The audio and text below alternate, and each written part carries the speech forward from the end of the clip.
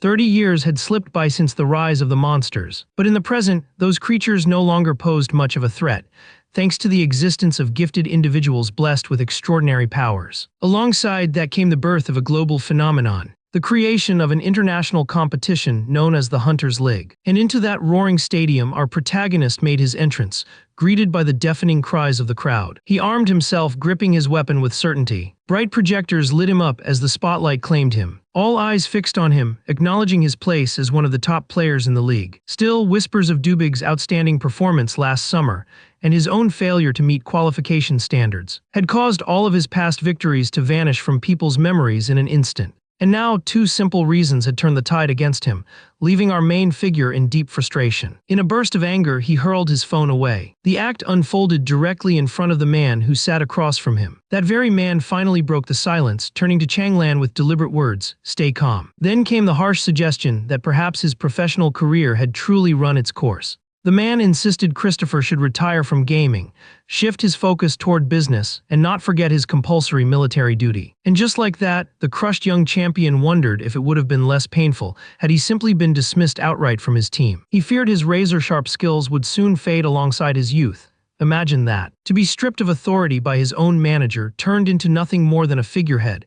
After carrying the team to countless victories on his own, it was scandalous. Rage filled him completely. Christopher lashed out, slamming his foot against the table. The sudden blow startled his manager. Without hesitation, the hero stormed off, declaring that this conversation was over. He demanded at least some respect, instead of being treated with the same disdain that made fans cry out for his departure. But when his manager muttered that he regretted ever turning him into something, the young man froze in place. Slowly he turned back, walking with fury straight toward the shaken man. His hand seized the man by the collar. Christopher reminded him fiercely that all the security their organization enjoyed had been his doing. He had brought them success, and yet now he deeply regretted letting his manager persuade him long ago. Persuaded to awaken his full blue mullah skill, powerful but cruel, granting strength over time but locking away future growth once activated. The businessman defended himself, claiming he had only done what he believed best for Christopher. That explanation only stoked Christopher's fury. He shoved the man violently aside, leaving him trembling and fearful on the floor. The young champion knew in his heart that his misery stemmed from this very man. Yet he also knew that beating him would never undo the damage. And so it became clear, our elite gamer had truly hit rock bottom. His career was over, his future locked away,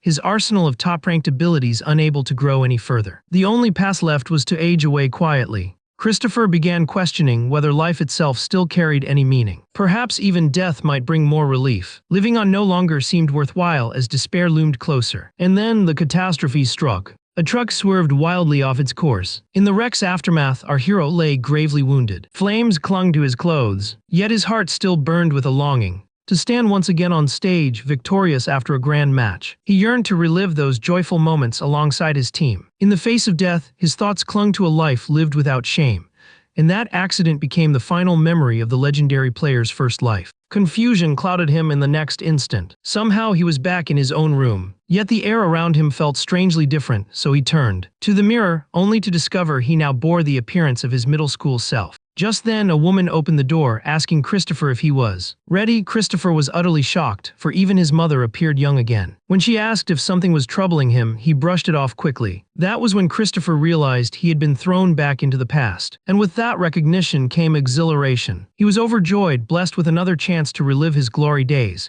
this time determined not to repeat the same mistakes. Scientific technology could restore physical strength, yet even such advanced machines struggled to pinpoint the true essence of an Awakener's skills. This left Awakeners to speculate, crafting theories and discovering ways to cast spells. But Christopher's case was unique. His full bloom had downgraded to rank A just as he had expected.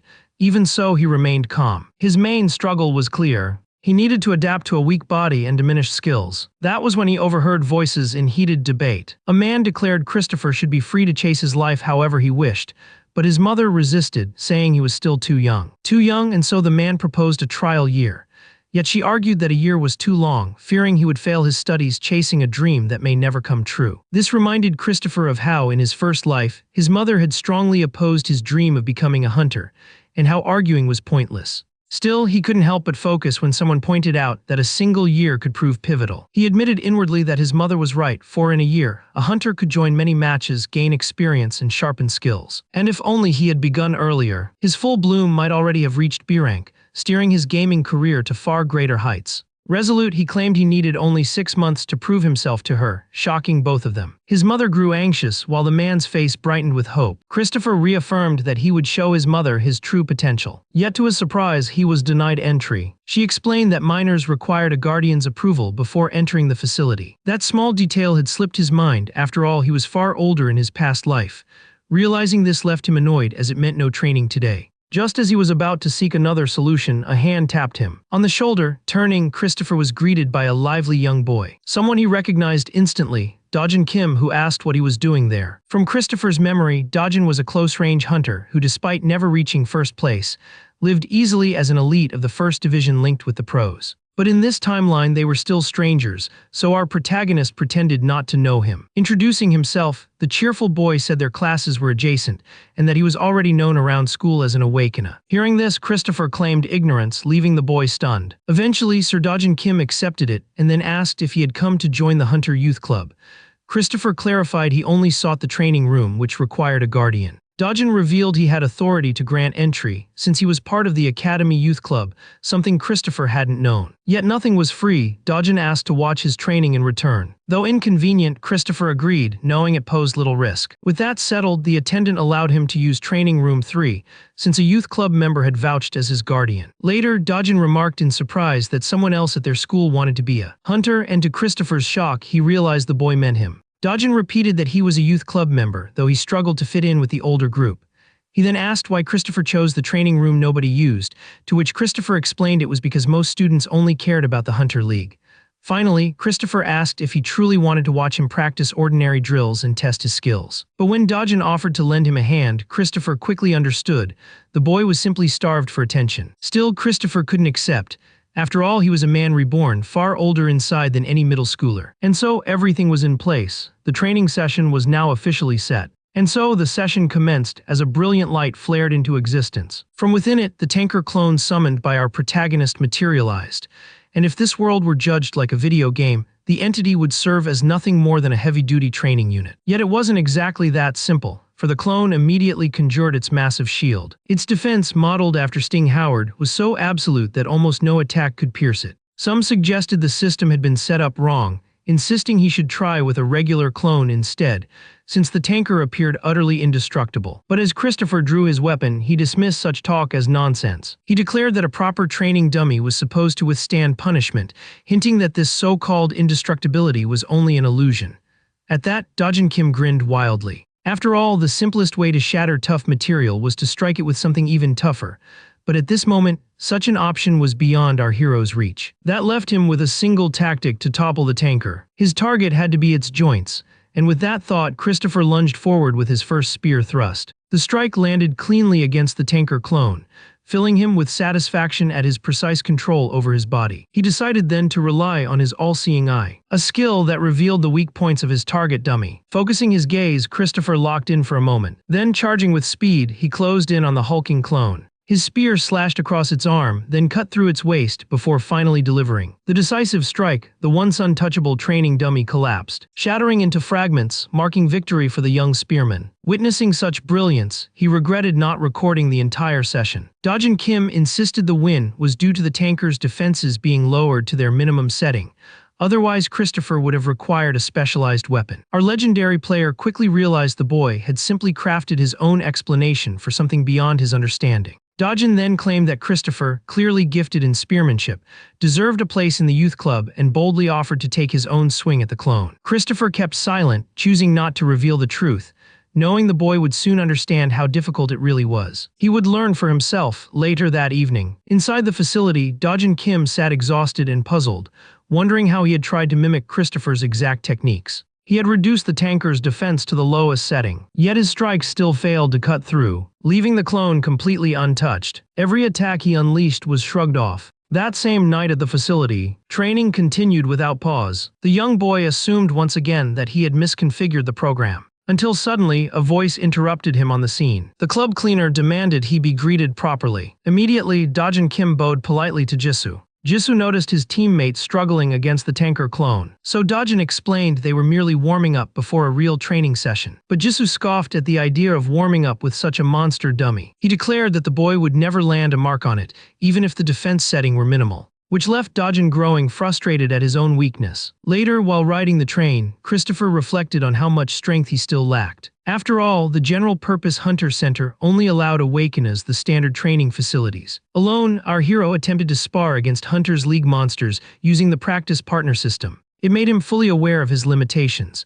His all-seeing eye was ranked only B, preventing him from unleashing truly powerful attacks. His physical stats were slightly better than an ordinary person's, his body in decent shape but still not enough. Determined, he resolved to train harder, realizing his recovery was boosted by his full bloom. Yet he needed a guardian's approval to enter Hunter Center's training rooms, which was an irritating obstacle.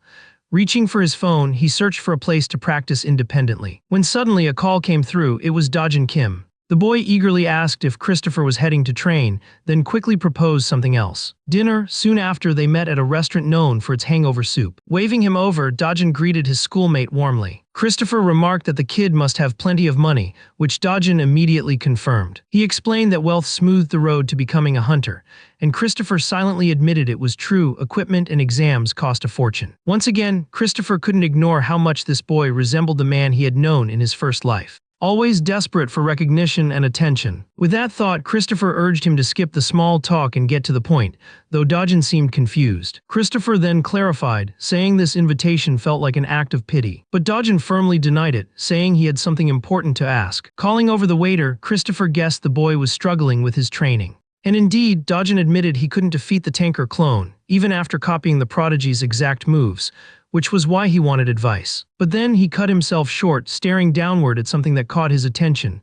Christopher followed his gaze. 3 young men walked in, wearing the same uniform as Dojin, clearly his teammates, while mocking him loudly. Embarrassment burned Dojin's face as they ridiculed him for attempting to fight the tanker clone. Jisoo questioned him, asking why he bothered with such training, and Dojin explained it was because a friend had succeeded. Still, Jisoo didn't believe him. As their jeers dragged on, Christopher realized these older teammates were blocking Dojin's growth. So he intervened, declaring loudly that no adjustments were needed to defeat a tanker clone, and that the challenge wasn't impossible if one simply knew the correct method. He even praised Dojin for attempting something so difficult when others dismissed it as pointless, exposing the truth that those mocking him were too weak to manage it themselves, which instantly provoked Jisoo. The young man snapped, dragging the academy into the conversation. Before Dojin tried desperately to hush him, but the damage was already done. Jisoo slammed his foot on the table, ordering his teammate to stay silent. He then turned on Christopher, accusing him of speaking ill of them, boasting that a single attack from an awakener like him could easily kill the boy, and gave him 3 seconds. The whole act felt ridiculous to Christopher, like some overdone comedy villain. Yet it only left him irritated. Standing up, he accepted that this situation would not end peacefully. Calmly, Christopher walked toward Jisoo, and without hesitation, struck him with a clean punch to the face. His 2 companions were left stunned, utterly shocked. They scrambled to help Jisoo back to his feet. Meanwhile, Christopher thought to himself how perfectly he had used that 3-second window. After all, seizing first blood was always the best tactic. With that thought, Jisoo exploded in anger, completely triggered. Christopher stated flatly that just because they were teammates didn't mean he owed him anything, so he should leave Dojin alone. Enraged, Jisoo swung at him, but Christopher slipped away effortlessly. Christopher recalled how Jisoo had claimed a single attack could take him down, and he scoffed that such words meant nothing if the blow never connected. Those words only fanned Jisoo's fury, yet every punch he threw was swiftly deflected. And Christopher answered with a sharp left jab, realizing he couldn't win in hand-to-hand combat. Jisoo opted for another approach. Christopher immediately grew wary, sensing what was about to unfold. And indeed, Jisoo began to draw mana into his body. The all-seeing eye within Christopher activated,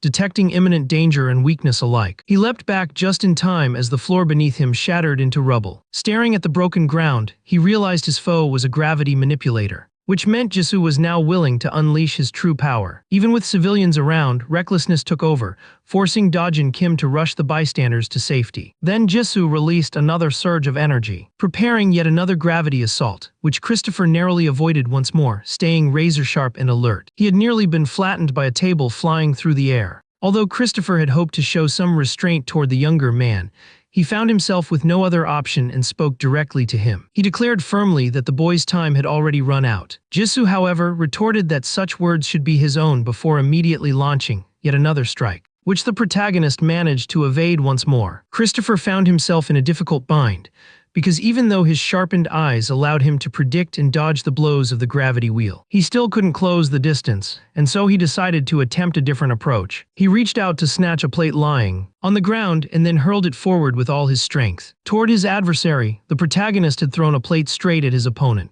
but his foe simply smirked as he invoked his ability. Gravity manipulation stopped the plate midair, before allowing it to drop uselessly to the ground. Jisoo sneered, remarking to the hero that such cheap tricks could never work against him, only to be caught off guard the very next second by a dish of food smashing directly into his face. The protagonist kept flinging more plates, telling his adversary to see if he could keep dodging them. This barrage began to stir Jisoo's anger. Christopher's thoughts shifted to the concept that every ability carried a cooldown. Meanwhile, his opponent was growing overwhelmed by the endless rain of plates. Christopher pondered what would happen if one ignored such a cooldown. Just then, Jisoo's hand began to tremble as he realized he could no longer control his gravity powers. This opening allowed the protagonist to strike him squarely on the head with another plate. Rendered defenseless without his skill, Jisoo was punished for not respecting the cooldown's limit. The hero's cunning tactics had driven his enemy to a state of pure frustration. And then Seth. Suddenly, Jisoo realized that the hero had vanished from sight. Out of nowhere, a voice shouted "Heads," which sent the boy into a panic, covering his head while still bewildered about where the shout had come from. That was the instant he was struck by a punch, delivered by none other than the protagonist, and right as Jisoo cried out in protest, saying he was being hit in the stomach instead of the head, Christopher yelled "Heads" once more. This left the boy rattled as he tried to predict the next strike and assumed that the hero would target his stomach again, so he braced for the blow there. But Christopher's fist slammed into his head instead. Over and over, Christopher kept calling "Heads" as he imprinted his left fist across Jisoo's skull. Before long, the younger man completely lost consciousness. With the matter settled, the protagonist ended the one-sided beating. Yet something within the scene caught his attention and left him stunned. Looking around the wrecked restaurant, he affirmed that he himself hadn't caused such devastation, for that mess had begun with his very first punch, leaving damage behind while his opponent lay broken and unconscious. Christopher started forming a plan, since both of Jisoo's friends and his own companion had already fled the premises. At that moment, the police suddenly arrived, startling the hero. With no time left, he realized only one path remained. He smeared dirt across his face, disguising his appearance. Then he dragged the unconscious bully upright. He splashed water on him to jolt him awake. Jisoo opened his eyes only to see the supposed beginner collapse nearby with his eyes closed, lying motionless on the floor, which completely confused him. Despite the disarray, Jisoo still tried to think of a way to retaliate against his foe. But someone else entered alongside the police just then. Dojin Kim pointed the officer toward the scene. Jisoo instantly realized the corner he had been backed into, as his supposed vanquisher was now pretending to beg pitifully for mercy. The officer, convinced by the act, drew a stun gun to arrest Jisoo instead. This left the protagonist satisfied, as he had successfully tricked the officer and avoided any trouble with the law. Christopher also knew that the bully would never contradict the story, being far too humiliated to admit defeat. And even if Jisoo attempted to reveal the truth, the state of the crime scene itself worked against him. Later at the training hall, word spread of how harsh things had become for Jisoo.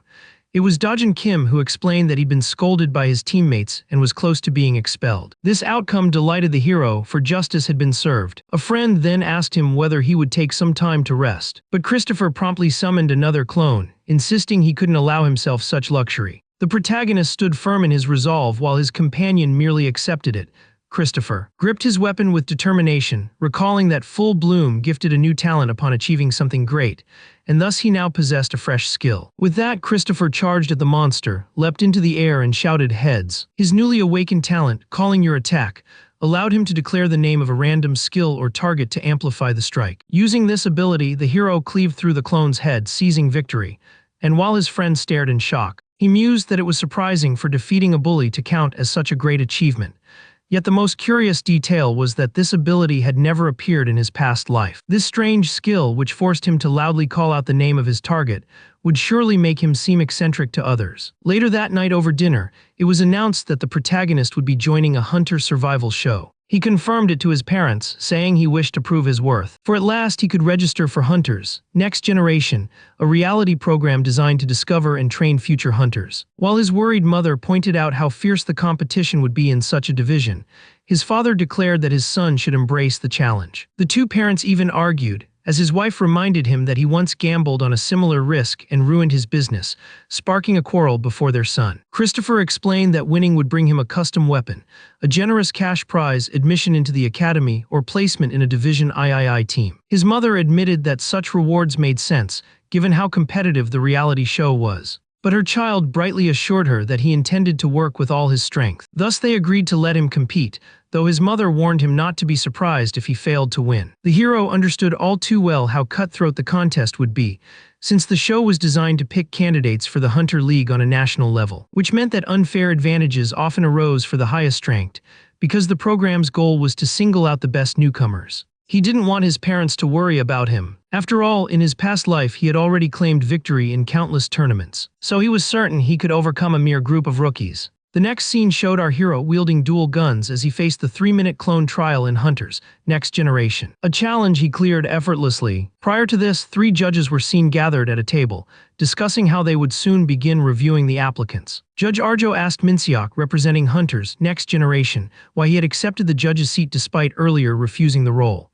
Minseok Lee explained that even with global success, he wished to focus on his homeland and discover gifted amateurs. The third judge, Syak Min, countered that if Minseok's claims were true, he belonged in the pro leagues instead, pointing out that the academy already produced excellent rookies. Minseok replied that the truly talented were always the unconventional ones, who would shine under the right mentorship. Arjo reminded the federal judge that their duty was to evaluate contestants rather than worry about the league. She also remarked that perhaps her colleague's opinion would change once she saw Ifun's incredible potential, though in the end their voting power was equal. Meanwhile, the protagonist began studying the program's details, noting that its aim was to uncover the players who would shape the Hunter League's future. His immediate concern, however, was the written exam that marked the first audition. Faced with the exam's intricate questions, Christopher assumed that it would surely appeal to academic students. The first question asked about his previous occupation before becoming a hunter. He answered that he had none. The second asked how he approached group problems. He wrote that he always assumed the lead and forced the others to follow. The protagonist then sipped from a glass of water before moving on. He quickly realized the auditions were far more difficult than he had expected, as the written test proved challenging. Still, he was confident he could redeem himself if a practical test was included. That was when something unusual caught his eye. To unlock the third part of the trial, he had to click a link. The moment he pressed it, he was transported into another dimension, making him reflect on how a hunter's skills stemmed from personality and experience, fascinating him with curiosity about his own. The astonishing design of this test left him awed. Alone in his room, he pondered the ability, while the system explained that he needed to defeat waves of clones within 3 minutes. The scale indicated that his weapon would be shaped purely by his imagination. Smirking, he focused his thoughts and conjured a pair of dual pistols. Kira felt satisfied with the idea of such a practical trial, and in his past life, the protagonist's favored weapons had always been a pair of dual guns, which he infused with his arcane energy. But he quickly realized that such an approach wouldn't be possible here, just as the test was about to commence. The hero immediately activated his All-CNI ability. A first wave of clones, far weaker than the tanker types, materialized, signaling the start of the exam with a loud surge. With that, Christopher raised his guns and began firing at the clones as fast as his hands would allow. Meanwhile, some observers found the sight outrageous. Judge Arjo turned to Syak Min, asking whether he too found such behavior unacceptable. He nodded in agreement, prompting her to insist that this was not how the trial was meant to be handled as they watched the hero perform. According to her, Christopher was practically cheating, for any hunter could clear a wave of clones if handed firearms. Arjo further criticized his written answers, saying they were equally unacceptable. She angrily declared that the boy was a problem child who had not treated the questions with proper seriousness. Her fellow judge reluctantly admitted that she had a point, as after all, it was uncommon for hunters to rely on such weapons. Firearms were not the standard tools of their craft. They weren't particularly effective against monsters, since imbuing bullets with mana drained energy too quickly. The mana would dissipate immediately after being discharged from the gun, which explained why most hunters preferred melee arms. Ranged weapons were rarely sustainable. The only ranged arms allowed in the hunter leagues were slower ones like bows and crossbows. Min-seok Lee remarked that only someone as extraordinary as Ethan had ever managed to fire vast amounts of mana-infused bullets at speed. Therefore, he admitted he found the protagonist fascinating, which also stirred the curiosity of his colleague. To the second judge's surprise, the third even sided with the first. For even if the boy had not intended to, he had still discovered an unconventional way to twist the rules in his favor. Min-seok Lee conceded the point, adding that in later rounds they would have a chance to decide whether they approved of his performance.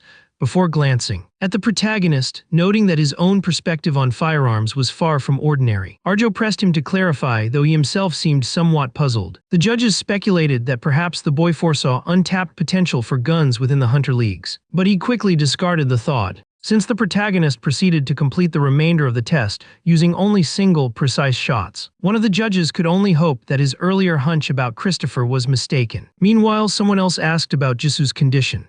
Dojin Kim explained that the protagonist had not inflicted any lasting harm, which the man found strange given that, despite lacking great strength in close combat, Jisoo possessed a formidable ability, yet somehow ended up with only minor injuries. Though outwardly he seemed to have been badly beaten, the man chose instead to turn his focus back to the boy before him, asking if he would be taking part in the television show. The young man said he would share the news in due time. Another student, dressed in blue and overcome by curiosity, asked Dojin Kim if his friend who had fought Jisoo would also be entering the show. He replied that he did not know, as he hadn't asked yet. With that, the coach dismissed the students, suggesting the boy was likely busy preparing for the upcoming event. The youth excused himself and left. Alone, the coach reflected on how this situation was becoming increasingly intriguing. As Dojin Kim walked through the hallway, he too began to consider how the gravity wielder's participation in the show would affect matters. Believing it would only make things more thrilling, sunlight poured over the main stadium where the reality TV show would unfold. Standing before it, the hero thought of how many years had passed since his own career had begun in such a stadium.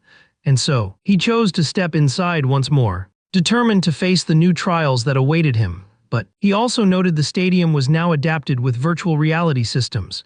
At first, the hero couldn't understand why such colossal venues were even necessary. Among the other participants was Hang Yul-young, who sat silently in thought. Another competitor, Am Hee-juyu, waited patiently for the event to begin. Meanwhile, a third qualifier, Min Song-jang, let his gaze wander across the stadium's grandeur. Christopher, remembering that this show had taken place before the start of his past life's career, was startled to see familiar figures present. To his surprise, the crowd included faces he knew well, individuals with significant potential. Suddenly, Dojin Kim called out to him from the audience, waving beside an empty seat. As the hero sat down next to him, Dojin checked on his condition, admitting he thought Christopher's hospital stay would have been much longer, which made the protagonist realize that during the restaurant incident, he must have appeared severely injured in his friend's eyes. Dojin Kim then revealed that the gravity wielder, now on probation, was expected to fully recover from the last fight in just 3 weeks, news that piqued the hero's interest. And seeing the bully among the participants left him even more perplexed. The show officially went live. The host greeted the audience, welcoming them all to Hunter's Next Generation. He proclaimed that the brilliant careers of the amateurs were about to begin, as mist cleared from the stage and the spotlight turned on the contestants. With that, a virtual battlefield unfolded within the stadium. The announcer declared that this was the greatest show on Earth, destined to unveil the finest hunters of the future. He explained that each participant had already surpassed countless other awakeners in the competition, and demanded that the audience cheer for these rising hunters, for they stood among the top 2% accepted as the nation's future defenders. Then he introduced the 3 judges. The first was Arjo, a renowned Korean hunter who had triumphed in the National League 3 times. The second was Min-seok Lee, Korea's greatest hunter, active on the international stage. The third was Seok Min, a household celebrity across the country. Dojin Kim was stunned to see Korea's top hunter serving as a judge, since he was supposed to be competing overseas. The protagonist recognized that these 2 judges were towering figures, holding prestige equal to what he once carried in his past life. And yet he was confident he could surpass them both. The commentator then explained that the amateurs would face trials designed personally by the judges, and that whoever emerged victorious would earn $360,000, along with a tailor-made weapon from the famed Morris Workshop. The hero was floored by this revelation. Even standard items from Morris Workshop were priceless, let alone a custom weapon, which left him astonished. He theorized that such a prize could allow him to regain his former peak far sooner than he had expected. Arjo then introduced the first trial for the 100 contestants who had been selected from the original 4,450 applicants. to determine who truly deserved to advance. She announced with enthusiasm that they would engage in a survival battle inside a dungeon where real hunters had once fought. The challenge would end only after 80 participants had been eliminated, and within the dungeon called the Land of Lost Souls, the highest scoring participant would earn an extra advantage for the next round. Immediately, the 100 contestants were teleported into the dungeon, signaling the start of the opening challenge. As the teleportation enveloped him, the hero's excitement only grew. Just like that, the protagonist stepped into the Land of Lost Souls. He steadied himself and began surveying his surroundings, remembering that in his past life, the finals had once taken place in this very dungeon. Christopher already knew every detail about the Land of Lost Souls, its terrain and layout, as well as its core mechanics. He even knew of a hidden dungeon within. With this in mind, he exhaled deeply, before wondering what his first move should be. Meanwhile, Arjo was convinced the hero would not be able to twist the rules to his advantage in a survival game. After all, his easy victory in the practical test had been taken by some as proof of his cleverness. But she refused to believe he was any sort of genius. She sharpened her focus. For survival games demanded countless skills unique to hunters, making it impossible for pretenders to prevail. Arjo's intent was to teach the boy that the Hunter League was not something to be trifled with. The other two judges, meanwhile, remarked on how impressive the amateurs were, and praised Arjo for wisely choosing a challenge that would naturally weed out the less skilled. Then all at once they noticed something strange. Looking to the screen, they saw that one hunter was leaving the designated combat area. So the three judges leaned in to investigate further. The display revealed that the rogue contestant was none other than the hero, standing before an unusual structure. Christopher's lips curled into a wild grin. Seeing this image on the screen left Arjo dumbfounded, shocked that he even knew of such a place. For it was the very location where the dungeon's artifact lay hidden. Artifacts were rare and varied treasures buried within dungeons, and sometimes a single one could change everything if claimed. He was confident that this move guaranteed his victory, which left Bargia in a panic, since even top Division 1 players shouldn't have knowledge of this particular dungeon. It had never been disclosed publicly, let alone to lower-ranked participants. Therefore, it should have been impossible for the young contender to know about the concealed relic. Min-Suk Lee quietly told her fellow judges that they should step in if any irregularities appeared, though she confirmed there were any at that moment. She then explained how the contestant was somehow accessing a secret section of this replica dungeon, an area that no one knew of, hence it wasn't even on the official map. After hearing that, one of the judges asked her what items were supposed to be hidden inside this secret chamber, pausing briefly before finishing his thought. He spoke of immense power, which left the other two judges completely stunned. Arjo explained that the artifact couldn't be removed unless the match was halted. Yet since this was a virtual scenario, the relic could only be wielded within it. Min-Suk Lee then pointed out that such a hidden zone must also house a guardian or keeper, whose strength matched the artifact they protected. At that point, Lady Orlev decided she would take a closer look herself. The judges immediately zoomed their view deeper into the hidden dungeon. There they discovered a radiant structure. The creature known as Q revealed itself as the guardian of the secret artifact. Upon pressing the correct stone, Christopher finally exhaled in relief as the concealed passageway opened. Even though his memory was hazy, the protagonist had managed to track down the hidden dungeon. He understood that defeating the keeper would grant him possession of the powerful artifact, which in turn would ensure his triumph in the first round as he entered the hidden dungeon. Just then, the keeper blazed with a fierce light. It reassembled itself and fired a devastating beam at the protagonist, who narrowly evaded at the last possible second. The sudden strike startled him, making him realize that had he not fought this creature in his past life, he might already have been defeated. In his recollection, this cube had once been classified as a futuristic device, unearthed in the ruins of a tower. In his previous lifetime, Christopher had conquered it in the final match, which secured his victory. Having found it once more, he now had access to the forbidden artifact. With that thought, he infused his sword with power, reshaping it into a crowbar. He relied on his arcane weapon transmutation ability, which allowed him to alter the form of his arms at will. Christopher realized that the underlying principles remained consistent across both his past and present lives. He prepared to strike the keeper using his newly formed crowbar. He jammed the metal bar into the gaps of the miniature cube and forcefully pried it apart. Kira then delivered a kick at the detached piece and struck it again with his CR, before flipping backward to create some distance. After landing firmly, Christopher smirked with satisfaction, holding a fragment torn from the monster. Yet he immediately acknowledged how difficult it would be to vanquish such a guardian with his current strength. He remembered that this cube's constant reshaping was, in fact, its true design, an engineered defense mechanism for the relic, which explained why it could only be destroyed by someone who had memorized its attack sequence. As if on cue, the keeper reformed into a pair of colossal hands. The protagonist dodged at the very last instant as the monster tried to crush him between its palms. Even though he had anticipated the pattern, the sheer closeness of death left him rattled. But then he broke into a grin, realizing he had seized the opening as cracks began to spread across the keeper. Just before it collapsed completely, the massive palms slammed down, but the protagonist slipped away right before being crushed. He managed to wedge the stone shard between the two enormous hands. Naturally, a fragment of such a powerful monster carried the same strength as the whole body. The young man swiftly grabbed a piece of the keeper's remains. To him, it was obvious the creature had doomed itself by trying to destroy its own fragment. With that realization, the protagonist resolved to seize the artifact. The relic was resting atop a golden shrine. It lay within a lavish chest, though it was still only a virtual copy. Even so, the hero felt genuine joy at laying eyes on this artifact again after so long. Everything was unfolding precisely as the prodigy had calculated. Just like that, one could acquire the sacred artifact of the Lost Souls dungeon. Christopher promptly chose to channel the artifact's power into his blade. Yet at that exact moment, something unexpected caught his attention. The system greeted him with a message of recall and exaltation. It stated that by defeating a keeper, he had obtained a skill enabling him to replicate the artifact's powers outside the dungeon. Eager to test it, Christopher activated the skill and crafted a pair of pistols. Without hesitation, the protagonist unloaded round after round. 3 distinct bullet holes appeared in the dungeon wall. Overjoyed, the genius player marveled at how this ability restored his firearms much earlier than he had originally imagined. In his first life, his vast mana reserves had allowed him to wield guns by generating countless mana bullets. However, his blooming skill, Full Bloom, while enhancing his growth, had drained his reserves far below what he had once possessed. Yet as he tested the pistols anew, he realized that this artifact would allow him to ignore his mana shortage entirely.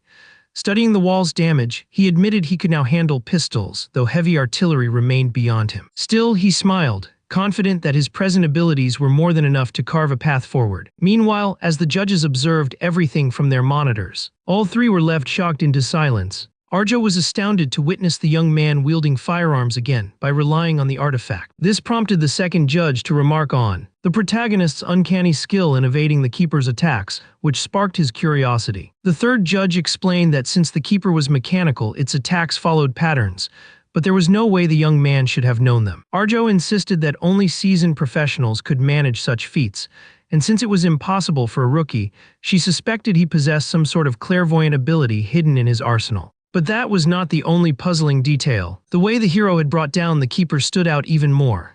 By turning a shard of its own body against it, he had achieved something both astonishing and baffling. That feat reminded her of her colleague's old claim, that the truly exceptional hunters were those who could turn the unexpected into victory, which left her increasingly frustrated. Back within the realm of the Lost Souls, another young man bounded swiftly from branch to branch. He leapt with remarkable speed, revealing himself as none other than Han Yol-yeon. Lifting his gaze, he saw his name atop the rankings with the highest kill score, and a sense of pride washed over him. Everything was going exactly as predicted by Team 1 from the capital's private academy. Daniel Yan touched down again, reflecting that the first round should soon end once a few more competitors were eliminated. It seemed clear to him that no one could challenge him in a one-on-one duel as he advanced deeper into the forest. Then, without warning, loud gunshots echoed, startling the confident hunter. At the same time, our protagonist wondered if he had arrived too late, considering that 20 contestants had to be eliminated before the round concluded. He thought that if he could kill them all, victory would be his. But knowing it was impossible to locate everyone in time, he set his sights on securing 5th place instead. And just as he prepared to confront any contestant he encountered, something peculiar caught his eye. He grew fully alert. The protagonist spotted the bully from earlier. Jisoo was lurking in secret within the tall grass. As another contestant stepped into his range, he tightened his fist, unleashing a surprise gravity strike on the unsuspecting player. Jisoo grinned wickedly as the victim was eliminated. He then emerged from his hiding spot and approached the crater he had just created. But at that instant, someone tapped his shoulder. It was none other than the protagonist himself, the same one who had beaten him before, sending a shiver down his spine. Jisoo slowly turned, dread creeping in to face his foe. Overcome with dread, he stumbled to the ground in fear. The top contender calmly remarked that he had already chosen his favorite, ironically, the very bully before him. Hearing those words filled the young man with disgust and fury toward the protagonist. Christopher, in a seemingly casual tone, explained that he had come to seek Jisoo's assistance, though the youth's arrogance still bled through. This only fueled the bully's rage. Enraged, he unleashed his gravitational power, striking at the protagonist in a last-ditch assault. Yet our hero slipped away unharmed. What Christopher truly wanted was for Jisoo to spread his gravity field over a wide area with diminished force, enabling him to finish off multiple contestants at once. But clearly, Jisoo had no intention of agreeing. With no other option, persuasion was the only card left to play. Charging forward, the protagonist shouted heads as he struck the youth, triggering a wave of deja vu within Jisoo. Blow after blow, Christopher pummeled him relentlessly, until at last Jisoo's resistance broke. The bully demanded to know what the protagonist saw in him, and Christopher answered plainly, he sought an alliance. The gravity wielder rejected the offer outright. In response, the protagonist summoned a firearm with a sly smile. He fired a round that landed dangerously close to Jisoo's leg, then aimed the weapon directly at his head, warning that he would be forced to kill him if he refused to comply. After a tense moment of thought, Jisoo reluctantly agreed to assist the protagonist. This outcome left Christopher satisfied. Elsewhere in the dungeon, two young fighters clashed blades fiercely. Suddenly, two shadows approached them, the spear user and the swordsman were struck down by a surprise gravitational attack. And just before either could recover, Christopher's bullets finished them off, though Jisoo scowled in annoyance. As the duo advanced, their presence was noticed by another. A flying sword hurtled toward them, which they sensed in time. Shocked, Jisoo immediately activated his skill, stopping the blade mid-flight with his gravity. Christopher let out a crooked grin, realizing that the sound of his firearms had lured more contestants their way. Before long, the duo found themselves standing against a squad of 4. Among them stood the prodigious Han Yol-yeon. Since the Hunter League was a team-based competition,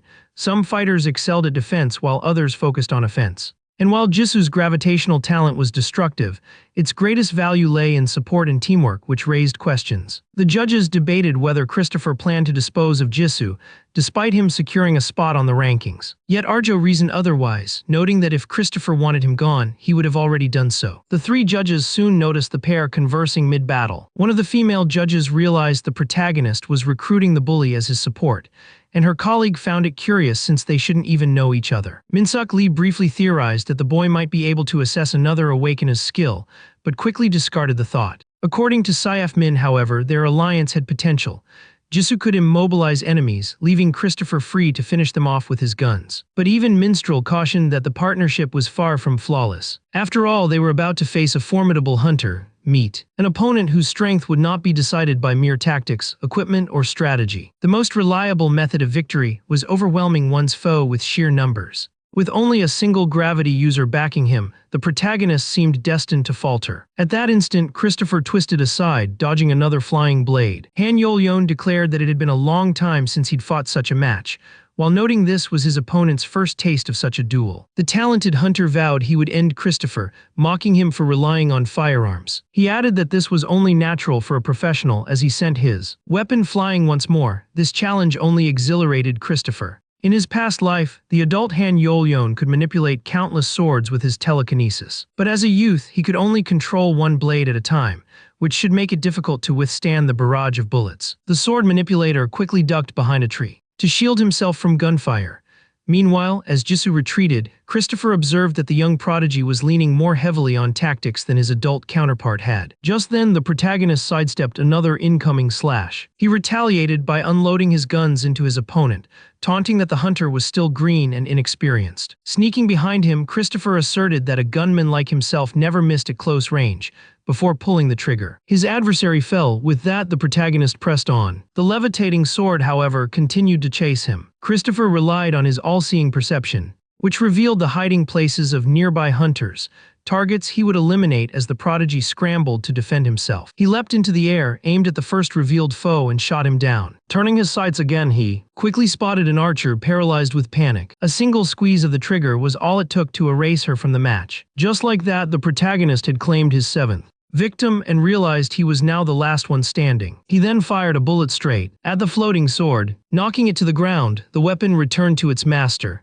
none other than the irritated but gifted Han Yol-yeon. Christopher spun his pistols theatrically before releasing a storm of bullets. Yet Han skillfully blocked every shot with his blade. Even weakened by his reduced mana reserves, Christopher couldn't help admiring his opponent's reflexes. Still, he believed himself faster, unleashing yet another barrage of shots. This time, the prodigy struggled to parry them all. Relentlessly, Christopher pressed forward, forcing the swordsman into a purely defensive stance. Then, focusing with his all-seeing ability, he locked onto one of the deflected bullets. Manipulating his firearm, he fired at it again, propelling it forward a second time. Now spinning violently, the projectile had become a deadly trick shot. The bullet streaked toward the young hunter, who fought desperately to block it. Convinced he had victory in hand, Christopher readied to finish it when a piercing alarm resounded. In an instant, the 20 surviving players of the first round were transported to the podium. The protagonist clenched his teeth in frustration, knowing he had been seconds away from defeating a worthy rival. Moments later, the judges appeared on screen. Arjo commended the participants, praising them for proving themselves as true hunters, a rare breed among awakeners. Kali added that they weren't seeking players for entertainment, but warriors cut from the same cloth as the original hunters who risked everything in their journeys. With the next stage set to begin in 7 days at the stadium, the contestants were urged to reflect on their shortcomings and make use of the free training facilities. The ever-irritated protagonist was left bewildered. Studying the scoreboard, he realized he had only secured 5th place, despite taking out 7 opponents, which grated heavily on him. Yet because he completed the mission, he was rewarded with a replica of the legendary artifact. Just then, his close friend approached him. The companion pointed out with a grin that he had indeed managed to place 5th. Christopher, still sour, asked if his friend had also managed to qualify. He confirmed it, noting how everyone seemed fascinated by the protagonist wielding pistols. They questioned how he obtained them, and the hero gave a vague, suspicious reply. His friend seemed content with that answer, but quickly pressed further about how he managed to make them fully functional, just as someone called out to the protagonist. The voice told him to brace himself for the end of his segment. Soon after, once the camera was adjusted, the interviewer instructed the young one to look directly at the lens. The very first question he asked was about the hero's reason for appearing on this television program. Yum had once declared that he considered himself the most suitable contestant for the show. The man then congratulated the protagonist for clearing the first round before requesting his thoughts on it. Christopher replied that he passed, though his own performance left him dissatisfied. The next question pressed Christopher on whether he had discovered any rivals in the opening round, but to the interviewer's surprise, he stated that none had captured his attention. Even though he remained cautious of the sword levitator, he refused to admit that such an opponent deserved the honor of being called a rival. Hearing this, the interviewer teased him, saying it was a shame not to recognize anyone else at that level. In response, the protagonist boldly claimed that it was far more entertaining, only if he wasn't dominating the leaderboard right from the beginning. His strangely confident manner left both the interviewer and cameraman intrigued, before they decided to continue the interview. Later on in the cafeteria, Dojin Kim appeared visibly annoyed, so Christopher asked him directly to say what was on his mind. Dojin admitted how irritated he felt about the interview, which led the hero to question him about the specific issues. The young man explained that what bothered him most was being constantly compared to his senior. The protagonist completely understood because, unlike Dojin, he himself had no reason to speak ill of Jisoo, despite always being bullied by him. The hero, however, was stunned when Dojin admitted to the interviewers that he considered Christopher a rival. Christopher wished instead that the weapon grabber had been chosen for this spot. Then, Dojin turned and asked the legendary player about his own interview. Christopher explained that they had given him standard questions, such as predicting the winner of the last round. His answer piqued his friend's curiosity, so Christopher clarified that naturally he had predicted himself as the victor. Dojin Kim, however, revealed that he had chosen Han Yul or Han Yu as his prediction. Both of them were renowned prodigies among the Academy's finest team, and were considered strong contenders to advance into the professional league. They were, after all, key members who could carve their path into the big leagues with ease. The blonde reminded his friend that he would understand if only he had seen them fight back in the academy. Hearing this, the protagonist angrily rebuked him for daring to think that those supposed prodigies surpassed him. This left Dojin Kim startled. Yet Christopher firmly stated that his friend's opinion would not change his conviction. He insisted that such thinking would amount to nothing, and told Dojin that his mindset needed to change before rising from the table. With that, the hero decided to head out for training first, advising the young one to enjoy his meal. As he walked away from the cafeteria, Christopher realized he had been too harsh and reflected that the conversation hadn't really harmed his friend. After all, everyone had the same potential save for a select few. In the end, victory was determined by who possessed the stronger will to reach their goal. The legendary player knew well how easily a teenager could ruin himself by underestimating his own abilities. At that moment, someone tapped him on the shoulder. It was a young hunter introducing himself as Han Yul. Han Yul, who frequently lost his spars against the sword prodigy Christopher had faced in the first round, asked for his name. Christopher introduced himself as Christopher, then asked the young hunter what impression he had of him. Han Yul pointed out how the prodigy seemed exhausted after the first round, but before the talk could continue, Han Yul pulled his friend by the collar, reminding him to move along. He apologized for his rudeness when he had earlier asked the hero to reveal his secret. He addressed him as Christopher, which left Christopher baffled. Both of them were clearly from the academy, and the protagonist couldn't help but acknowledge that they seemed genuinely skilled. This led him to check the stats of the sword prodigy, and his companions as well. Tossing his cup into the trash afterward, the young man reflected on how astonishing the stats of the academy students truly were. He knew perfectly well that the artifact was the only reason he had managed to secure victory in the first round, and that the coming one would be far more difficult. Not long after, the commentator announced that the TV program would now commence, his voice brimming with excitement. Psy-Up men began reviewing the file of a student from the capital's academy. Argo remarked that this young contender was among the finest of all participants. It was none other than the sword prodigy himself. During his interview, the young man confessed that he had always aspired to become a hunter, even though he had twice failed the Academy's entrance exam. He emphasized that he persevered, learned from his mistakes, and discovered the true value of hard work. Watching closely on his phone, Dojin Kim followed the interview. His friend asked if the show had already started, to which he replied yes, explaining that technology allowed them to air it earlier. The hero inquired about the public reactions, and the blonde revealed that viewers admired the prodigy's sincerity, even if his answers were considered dull. Some other contestants had chosen to give more eccentric responses, according to the commentator.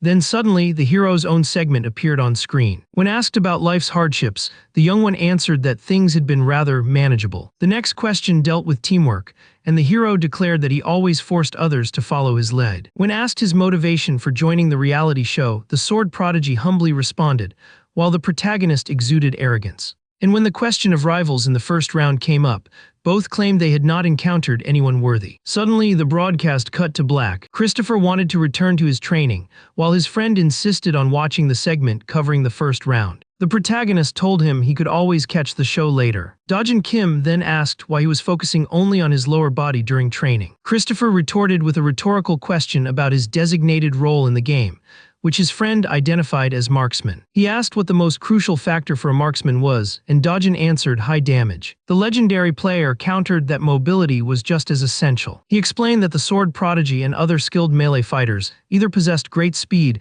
or ranged techniques that endangered marksmen. That was why he needed his mobility to equal or even surpass that of close combat fighters. At that moment, a newcomer remarked that this was quite an interesting perspective. Yet he also noted that only a handful of hunters in Korea truly prioritized eliminating marksmen. The man then asked Christopher for his opinion on the matter. Christopher immediately realized this was no ordinary person, since he was freely wandering inside the facility. He explained that in foreign leagues, marksmen were often placed on a pedestal, considered pivotal to a team's strategy. And for that very reason, the protagonist insisted, he trained his lower body above all else. His explanation greatly amused the elder, for it implied that as a marksman, he expected to be prioritized by enemy melee fighters. The old man laughed heartily at this remark, finding it very entertaining. But then, regaining seriousness, he warned the protagonist that pride had been the downfall of many. The elder, still watching closely, told him that he would be keeping an eye on him, and urged him to take his advice, born of long experience, to heart. Christopher and his friend were left intrigued, unable to recognize who this old man truly was. Nevertheless, the hero vowed aloud to impress him, knowing he would be under observation. Soon afterward, he rose to the top ranks of the elite players list. Later, a subordinate checked on his superior, who asked what the most vital traits of a marksman were. The subordinate replied with damage and supportive abilities. But his superior, Juntek Lee, the founding chairman of the Hunter Association, insisted this was incorrect. When the subordinate suggested accuracy, the chairman cut him off before he could finish explaining. The sight reminded him of a conversation from his youth, when he had asked someone why they trained only their lower body. Back then, he had questioned an archer about focusing on mana training, but the archer replied that the most critical trait for his role was strengthening the lower body. This answer puzzled the young Juntek, until the archer elaborated that marksmen were always targeted first by monsters due to their fragility, and thus needed unmatched speed. The plain simplicity of the logic amazed the young man.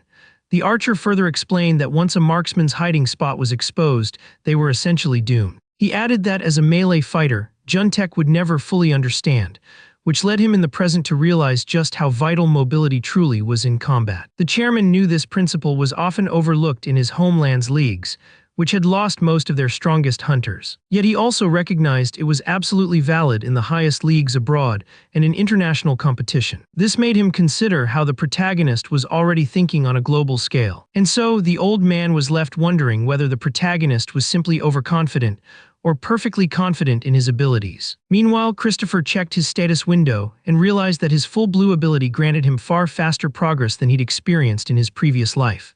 Full blue not only accelerated the growth of his stats, but also rewarded him with new skills for his achievements, greatly enhancing his attributes whenever activated. Dojin Kim finally put down his training weights and asked his friend about his plans after the workout and whether he had something in store for him. The protagonist knew well that his academy-trained friend didn't need to train as intensely as he did, since his stats were already impressive. So he firmly told him that he had nothing special to share with him since they weren't close enough yet, which to Dojin sounded reasonable. With that, the protagonist suggested a sparring match between them. Not long after, inside the training chamber, the two schoolmates stood face to face, swords in hand. Dojin Kim was stunned to discover that the marksman also possessed knowledge of swordsmanship, but Christopher explained that he had some familiarity with it. The blonde understood well that if his opponent had chosen pistols, he would surely lose. With blades, however, he believed his chances of victory increased. With that in mind, the hero smirked before charging directly at Dojin Kim. And so, steel clashed against steel in sharp bursts. At first, both fighters seemed evenly matched. As soon as he realized this, the blonde began to tremble, staring at his own hands before, nervously retreating a few steps, excitement and fear mixing within him. Dojin Kim was bewildered, for even though Christopher wielded only an ordinary blade, he was still struggling to cope against him. At that moment, the hero invoked his arcane transmutation ability, altering the form of his weapon. When Christopher manifested his spirit-forged weapon, Yum began to sense the enormous difference between them. The gap was unmistakable. Christopher swung his transformed weapon, and Dojin Kim immediately blocked the strike. Yet he quickly realized that he was in serious danger, as his opponent's reach now far outclassed his own. Fear crept into him as he watched Christopher reshape his weapon yet again. To his shock, his rival now held an enormous greatsword. Dojin Kim could not fathom a way to overpower such a colossal weapon. The massive sword came swinging down, and before long the blonde was drained and breathless as the protagonist addressed him. Christopher asked for Dojin Kim's honest thoughts about him, since he had already declared him a rival. Dojin Kim admitted that there wasn't much separating them, but the hero dismissed that notion as absurd. He revealed that he hadn't even been fighting seriously, a confession that left the boy shaken. For the first time, he saw his friend's deadly seriousness. Frustration filled Dojin Kim as he realized just how enormous the gulf between them was. Then, the protagonist decided to explain the true reason why his opponent had lost. He told him plainly that he was pursuing the wrong combat role. Christopher then assessed his friend's natural talents and compared them against the sword. He explained that while Dojin possessed sharp reflexes and quick thinking, such traits did not align with his current weapon. Thus, the hero suggested switching his primary weapon to one that complemented his speed, such as a rapier. To illustrate, Christopher reshaped his own blade into the form of a rapier. He explained that with such a weapon, Dojin Kim should overwhelm opponents with a relentless storm of swift thrusts. This revelation left the blonde wide-eyed in amazement. He wondered if he truly had what it took to master the rapier. Later that day, as they left the training grounds, the two continued discussing the weapon. Just then, the hero noticed someone mocking a hunter for boasting after sparring against a weak academy student. Seeing this arrogant figure before the screen, the hero was stunned. It revealed that the young man had been secretly observing their sparring match. Realizing that this awakener was spying on them, the hero suspected that the bully bore him ill will. Christopher, unable to tolerate such arrogance, declared that this young man couldn't even defeat weaker academy students. This enraged the bully, but only emboldened the protagonist to provoke him further. He pushed even harder, suggesting they settle the matter through combat. The bully accepted without hesitation. This was the same young man who had scored equally to Christopher in the first stage, a fairly decent feat. The hero knew that if he relied on sheer power alone, he would surely lose since his stats paled in comparison. Even so, he was convinced he didn't need his signature weapon to secure victory. Soon after, both stood face to face within the training chamber. The hero was well aware that his opponent, Jun Sung, was among the most talented rookies. Since his pistols were no longer a secret, they offered him little advantage. Jun Sung proposed they begin the duel. The hero immediately accepted, already aware that this victory was not guaranteed. Even so, he resolved to see it through and launch the first strike, but the young man swiftly dodged. Creating distance, Jun Sung hurled 2 knives at him. Christopher deflected them effortlessly with his sword. The bully grinned at the sight. 2 more knives suddenly curved toward the hero's back. Christopher realized he had no time to evade. But then the projectiles were suddenly repelled. He let out a sigh of relief as the replica artifact he carried had formed a protective shield.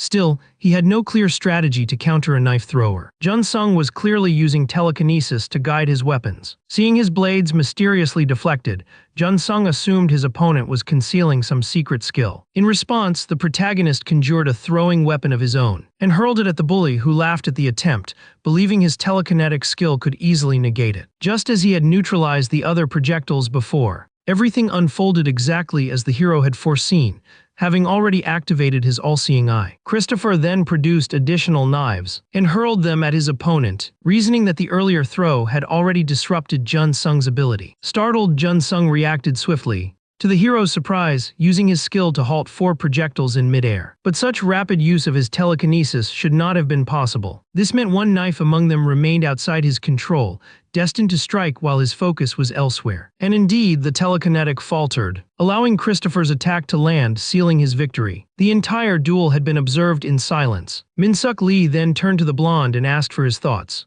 Adjusting his glasses, he activated his eye of analysis. According to him, the hero possessed remarkable tactical wit and cunning, though his stats appeared only average through the skill's lens. It was exactly as Min-suk Lee had anticipated. The blonde realized the judge must have suspected something, for Christopher could never have triumphed without anticipating his opponent's telekinesis. Hyun-seok Lee speculated that the young man possessed a skill akin to his own, or perhaps even something similar to Kim Won, the first hunter. The Eye of Analysis, after all, was a rare ability granted to only 2 people. And though the blonde suggested the judge might be overestimating him, Min-suk countered that they might in fact be underestimating his capabilities. After all, this was the same boy who had uncovered the hidden dungeon in the survival test, and who had precisely targeted the circuits of clones during the practical exam. According to the judge, if he ever entered Division 1, people would surely mistake him for the returnee Kim himself. The man asked if the blonde wished to take the prodigy under his wing, which he considered carefully. Even so, it was undeniable that the boy had successfully predicted his opponent's ability. He had crafted a precise plan to counter it. The judge even admitted he found the knife tactic ingenious,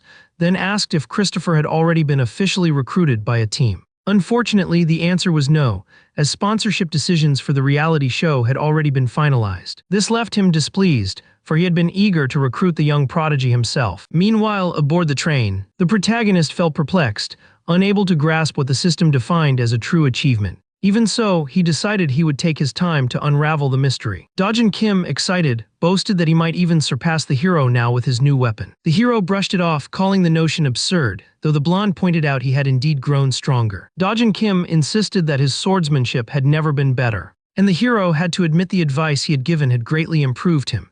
Even so, a wide gap in their levels still remained. With that said, the 2 middle schoolers stepped out of the training chamber. Inside the classroom, all the cameras had already been arranged and prepared. At that very moment, the door swung open as someone walked in. It turned out to be none other than Dojin Kim, which immediately made the protagonist question why he would show up inside a classroom. That thought made him suspect they were about to receive a lecture. And right after the 3 judges arrived, Arjo Salad among them. She addressed the group, saying she hoped they had put the past 7 days of training to good use. She acknowledged that some among them might have achieved considerable progress, while others perhaps had not fared so well. Nevertheless, she declared that all the young ones still had a long road ahead of them. Another judge stepped in, noting that although the students carried promise, they were still far weaker than actual professional hunters. Because of that, the judges had organized a group of instructors. They explained that each instructor chosen had competed in the highest league and accomplished many feats. These instructors, they added, would guide the rookies into proper roles before a 3 versus 3 trial match similar to those held in the Hunter League. At that instant, the protagonist felt an overwhelming weight pressing on him, and the same sensation was shared by the other 19 contenders,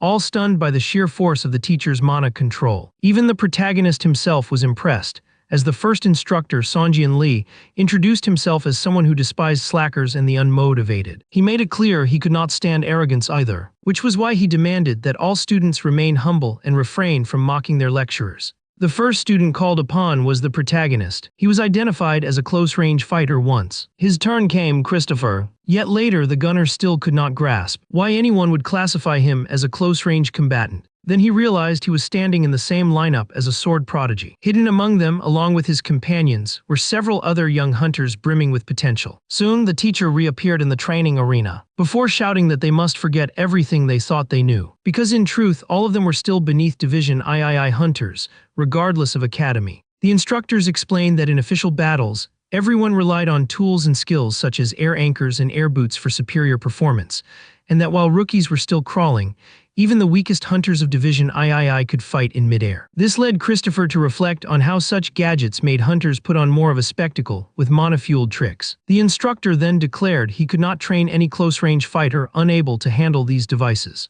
Several students ended up tangled in wires, and the protagonist realized just how hard it was to adjust the first time. Yet in his past life, he had already mastered these gadgets completely. With that thought, he decided to test whether his reflexes still remained sharp. The teacher suddenly erupted, berating one contestant for being so feeble despite supposedly belonging to the next generation of national hunters. He then turned toward another who had gotten himself wrapped in cables, coldly stating that such a person would never survive in Division III. Amidst all the yelling, the protagonist found it difficult to stay focused. Looking up, he saw his friends also struggling to make sense of the training, which was only natural since no one had actually explained the proper method to them. And so he called out to the blonde swordsman, telling him to come down since he was doing it wrong. That remark piqued the boy's curiosity. Afterward, the blonde descended to the ground. Dojin Kim immediately scolded his friend for neglecting training despite the test looming ahead. He told him instead to worry about himself since he looked destined to fail. In turn, the blonde asked his friend to show him the right way forward. The protagonist explained that in order to keep balance, a swordsman must craft a rope of proper length and channel steady mana into it, all while centering focus on the body's core. Because once airborne, the core itself would act as the center of mass before the cable was pulled. After concentrating for just a moment, the blonde managed to land safely.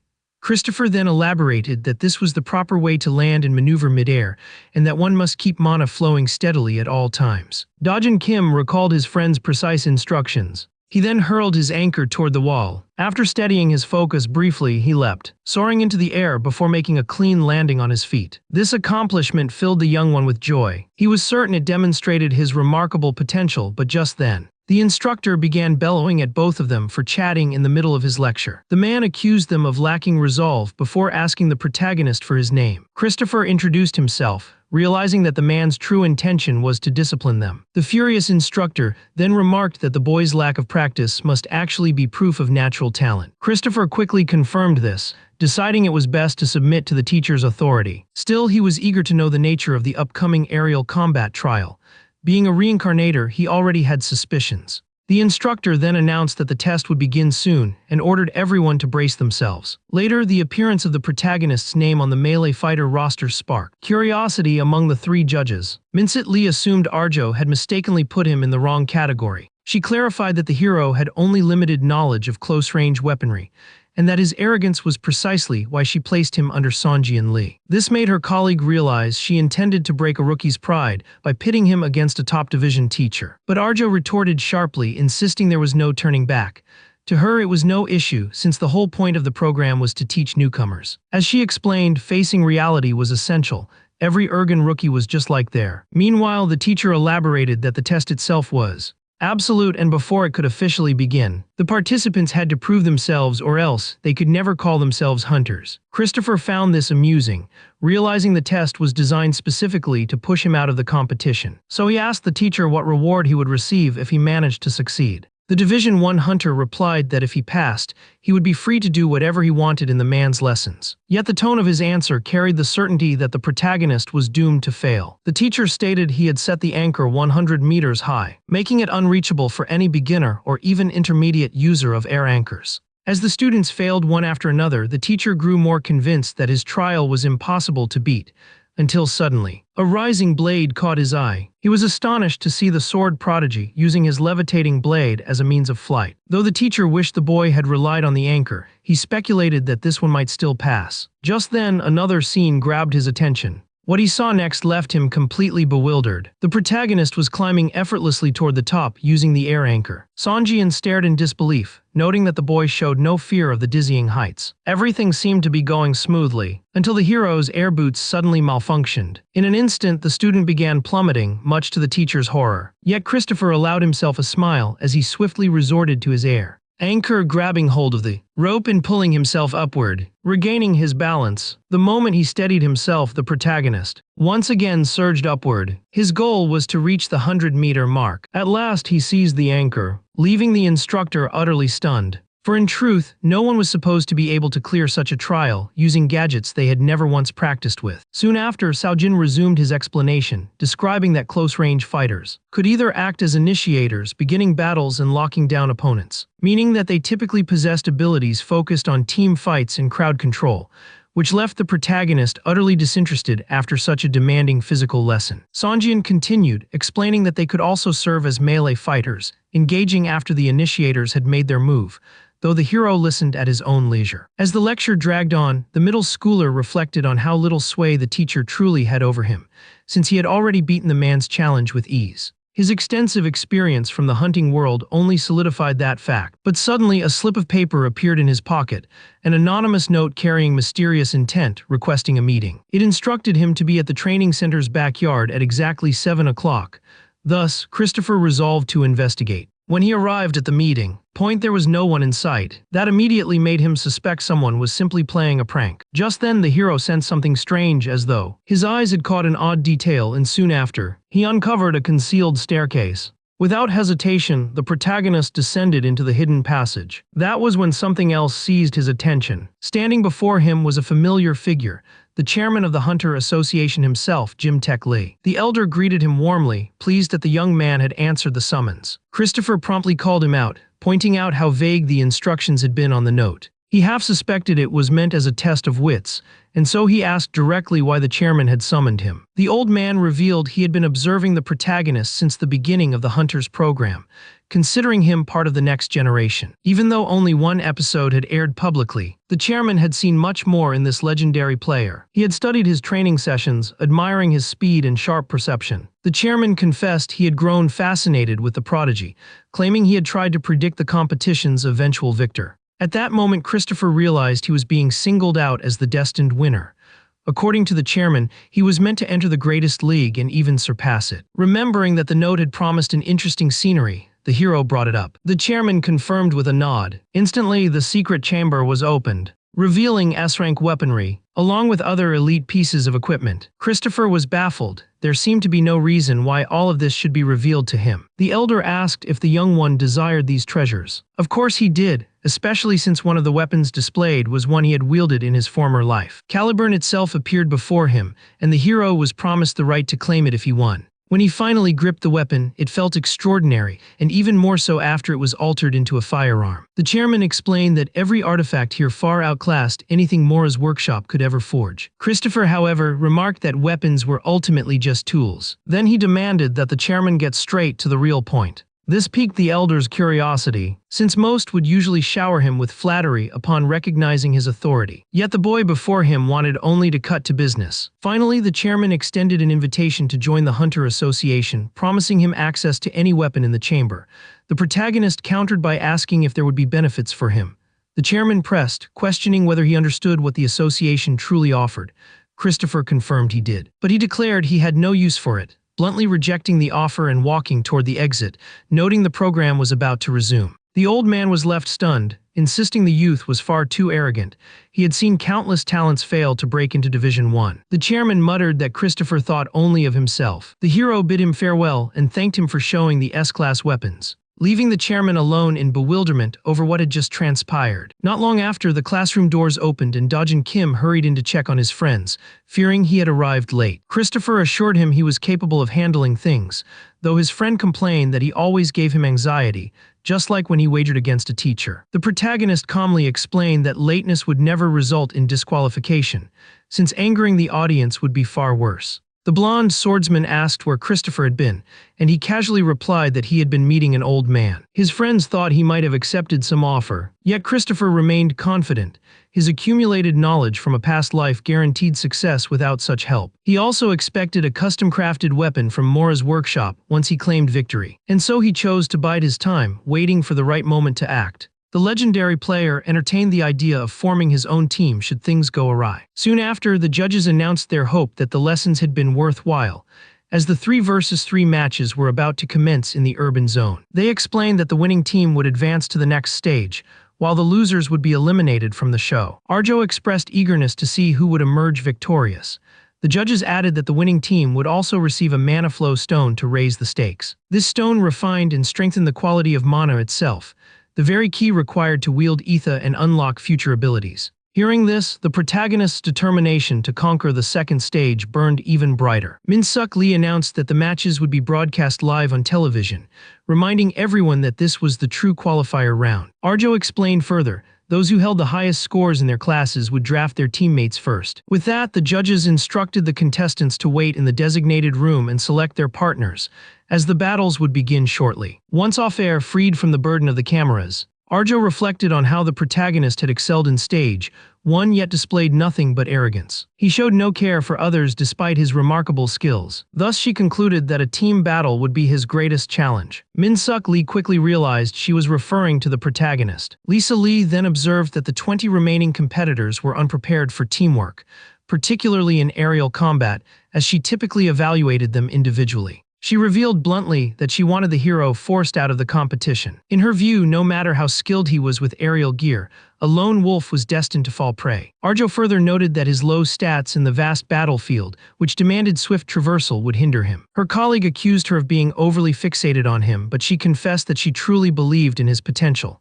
To her, defeat now would be a valuable lesson. The third judge agreed with the first, pointing out that even the most gifted rookie could lose everything in a single careless instant. At last, the second judge gave his own perspective. Min-suk Lee declared that he was eager to watch the prodigy's performance in the upcoming team battle crafted by his fellow judges. Meanwhile, inside the waiting room, the protagonist was stunned to discover he would pick first. A staff member confirmed that this privilege was his for holding the highest score. With that, the hero broke into a faint smile. At the same time, the gravity wielder was left shocked, realizing he had just been drafted into the hero's team. The sting of his previous defeat lingered, but he did not complain, fully aware of what the legendary player could achieve. Ultimately, the protagonist knew he could bend him to his will since he was only a teenager.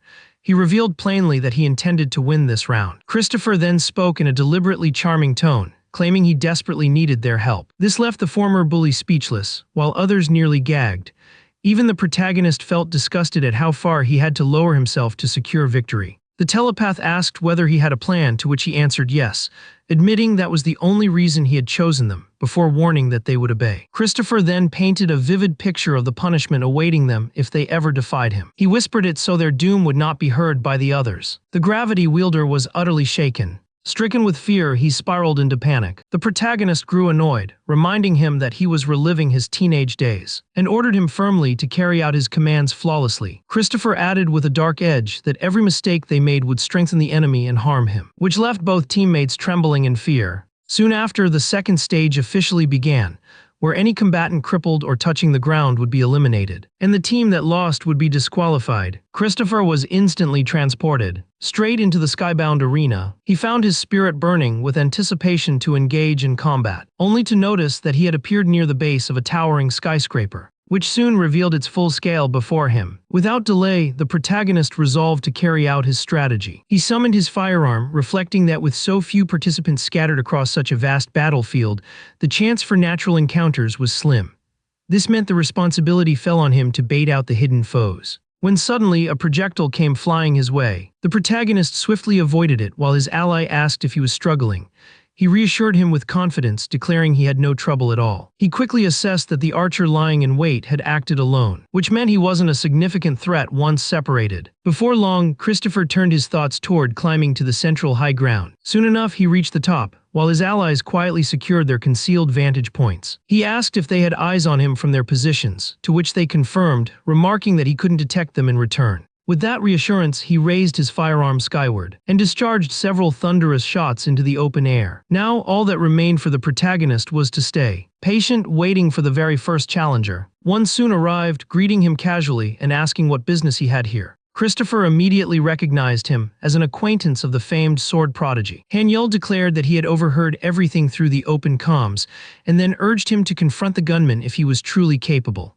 The sword prodigy, however, cautioned him to be careful until he could arrive himself. Overhearing this entire conversation, the protagonist realized he had to act swiftly, or else he risked facing an entire coordinated squad alone. Han pressed him further, questioning why he fought by himself, claiming that despite Christopher being ranked first in the melee class, he was certain to outmatch him in a direct duel. This remark left Christopher momentarily taken aback, as this opponent seemed to let his tongue run faster than his blade. Christopher speculated he might not actually be alone, but Han dismissed the thought, arguing that if Christopher had allies nearby, they would have already launched an ambush. With that said, the swordsman lunged at the marksman, vowing to question him about his duel with his rival after this round concluded. Christopher barely managed to parry the strike, realizing instantly that he had underestimated his foe's sheer strength. He promptly retreated several steps, conjuring a rope of mana, intending to make a quick escape. Han, however, unleashed his own mana to pursue him into the air. The protagonist marveled at the man's speed, while Han continued his incessant chatter, leaving Christopher stunned. That endless stream of words didn't falter even during the mid-air pursuit. In that instant, Christopher tugged on the rope to abruptly change his direction, catching his rival completely off guard. As he maneuvered behind him with expert timing, Christopher unleashed a volley of shots at the swordsman, only for them to be blocked with ease. Realizing his gunfire was ineffective, the protagonist resolved to resume his retreat. Yet this outcome wasn't unexpected, since Han was among the most gifted competitors present, particularly when the replica of Christopher's artifact lacked the potency of the original he once held in the opening stage. His dwindling mana reserves only worsened his disadvantage, and then he became aware that their duel was no longer private. Han Yul, standing before him, declared with certainty that Christopher would be defeated. Realizing the risk, Christopher signaled toward his allies. DC remained hidden in position, along with Jinseong, who also lay in wait. Catching their adversaries off guard, Christopher then gave the signal for them to act, immediately halting the enemy's mid-advance. But when nothing seemed to happen, the Academy students assumed he was bluffing. Thus, the prodigy lunged with a direct strike. Christopher narrowly avoided it, quickly identifying it as the foe's signature move. And just as Han Yul scoffed that this must be another trick, he was suddenly caught off guard, as a gravitational technique was unleashed. At that instant, the protagonist's air foothold collapsed, causing him to plummet, shocking his adversaries. Yet he remained calm, wearing only a confident smile. This expression led his foes to assume he intended to drag all three of them into a fatal fall. But then, the air supports of the Academy fighters suddenly cut off, causing them to plunge alongside him. That was when the telekinetic sisters made their move, catching Christopher in a web of mana, while even Han and Han Yul were left baffled, still tumbling downward alone. The prodigy realized too late that they had been deceived. In that moment, Airhook was fired skyward. Jisoo asked their leader if the grabby maneuver was troublesome, but the hero replied it was manageable, praising another teammate's effort as well. Jinseong admitted the plan had exceeded his expectations, as he never thought his ability could manifest so effectively. Christopher declared the strategy flawless, noting it would have been impossible to defeat Academy elites through straightforward combat. Their approach had been to use him as bait, luring the enemies into the gravity wielder's aerial range, after which the telepath would halt his fall, leaving the targets utterly helpless. He warned, however, that their tactic might already have been noticed by others, which could prove troublesome. Then came a system notification. The last member of their squad had taken out Team B entirely, though at the cost of her own participation. With that, the victors were now made clear: first, the telepath; second, the gravity controller; and third, the brilliant tactician himself. Later in the waiting room, Han and Han Yul were harshly scolded for losing to a lone opponent, while another competitor had managed to fight off an entire squad by herself. This left the higher-ups stunned at such a disappointing performance. In response, Han rattled on about stat differences and why they had failed, leaving the protagonist astonished at just how much he could ramble. One of the sword prodigies apologized, admitting he should have handled things better given what he knew of Christopher's abilities, prompting Christopher to call out his self-blaming nature. For the boy always seemed to take responsibility whenever things went awry, leading Christopher to think he sold himself short far too often. Just then, the protagonist was approached by his own teammates, who offered a sincere apology for their past mistreatment, which genuinely startled him. Overcome with embarrassment, Jinseong quickly fled the scene. To Christopher's surprise, this revealed an unexpectedly soft side to the former bully. Meanwhile, Artigio was left speechless at Christopher's seemingly effortless victory. Even the lady in charge was astonished,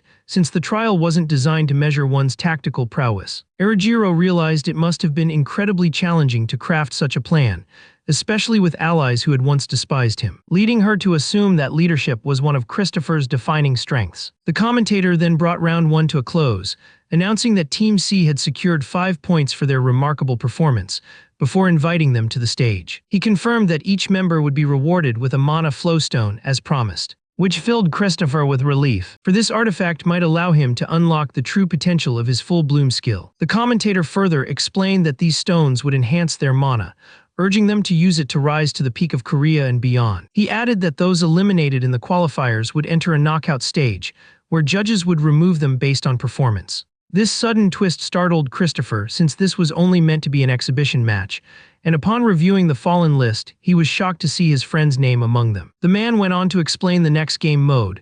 Contestants would be forced to join with another player. The objective was simple: occupy a designated zone for 60 seconds.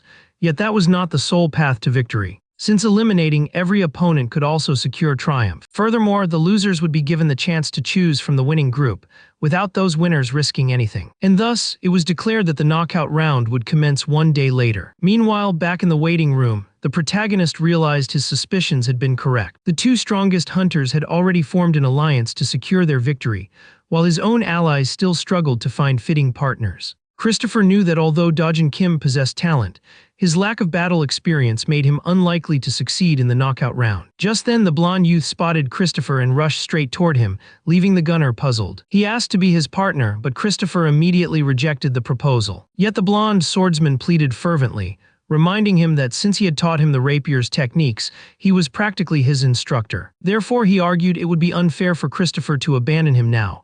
The protagonist, stunned by such reasoning, found himself unable to ignore Dojin Kim's desperate puppy-dog eyes, and so, he finally agreed, reasoning that he had nothing to lose, sending the blonde into a state of joy. Deep down, Christopher also yearned for a chance to test the new prize he had earned. He warned Dojin Kim that he must follow his commands, and that this would be the last time he offered his aid.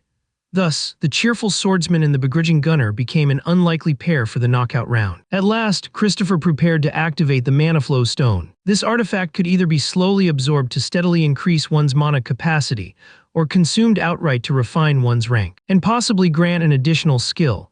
To Christopher's relief, the item functioned just as he remembered from his past life, and so he swallowed it. Immediately, all of his C and I attributes received a tremendous upgrade, along with Arcane Transmutation and Full Bloom, both of which advanced to rank D+, greatly enhancing their benefits. Christopher felt pleased to see his stats improved and his core skills advanced. It was also reassuring that his innate talents had been elevated as well. He speculated that his artifact replica might now stand on par with the original version. Content with his progress, the satisfied hero decided to rest, knowing that a momentous day awaited him tomorrow. Christopher was well aware that the coming trials would be anything but dull. Soon, applause erupted as the curtain rose. The protagonist advanced, marking his entry as a post-awakener who had joined a team once thought destined for failure. At that moment, Coach Yoo Jung Kim extended an offer for Christopher to become a star by joining his roster. Initially, Christopher hesitated, preferring to let things progress a little further on their own. But upon activating his full bloom, Christopher launched into a dazzling winning streak that quickly made him famous. Yet because the ability had been awakened too early,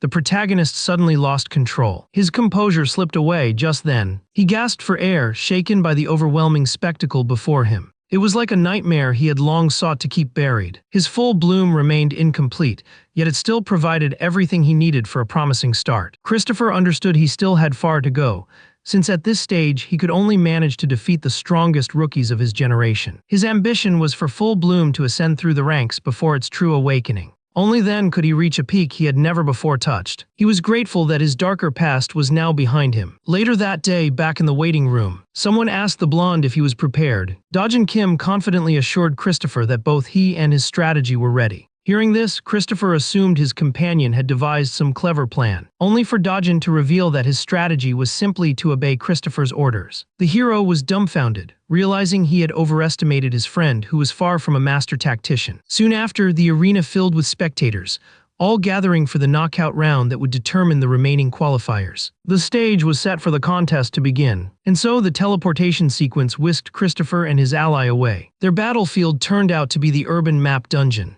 At its heart stood a massive skyscraper, the tallest structure on the entire field. The protagonist spawned into the map alongside Dojin Kim, only to realize it was the standard urban battleground. Dojin quickly asked if Christopher had a strategy prepared. Christopher replied that instead of hunting for kill points, their goal was to rush and seize the secure zone as quickly as possible. This declaration shocked the blonde, since such a feat seemed impossible with every other team targeting them, especially the squad of Han Yul and Haiju Yu. Christopher calmly told him he was free to quit if he disliked the plan, but the blonde merely suggested reviewing it once more. Christopher insisted there was no time as the cooldown period was nearly over, and they had to sprint toward the secure zone. He added that only 10 seconds remained, urging haste. With that, he deployed his air anchor, propelling himself swiftly through the cityscape. While his allies struggled to keep pace, Christopher reflected that he had always excelled at handling aerial gadgets. He quickly secured a position near the secure zone, intent on blocking his rival's advance. Meanwhile, elsewhere, thoughts turned toward our hero, whose tactics had forced one of the others to battle an entire team alone.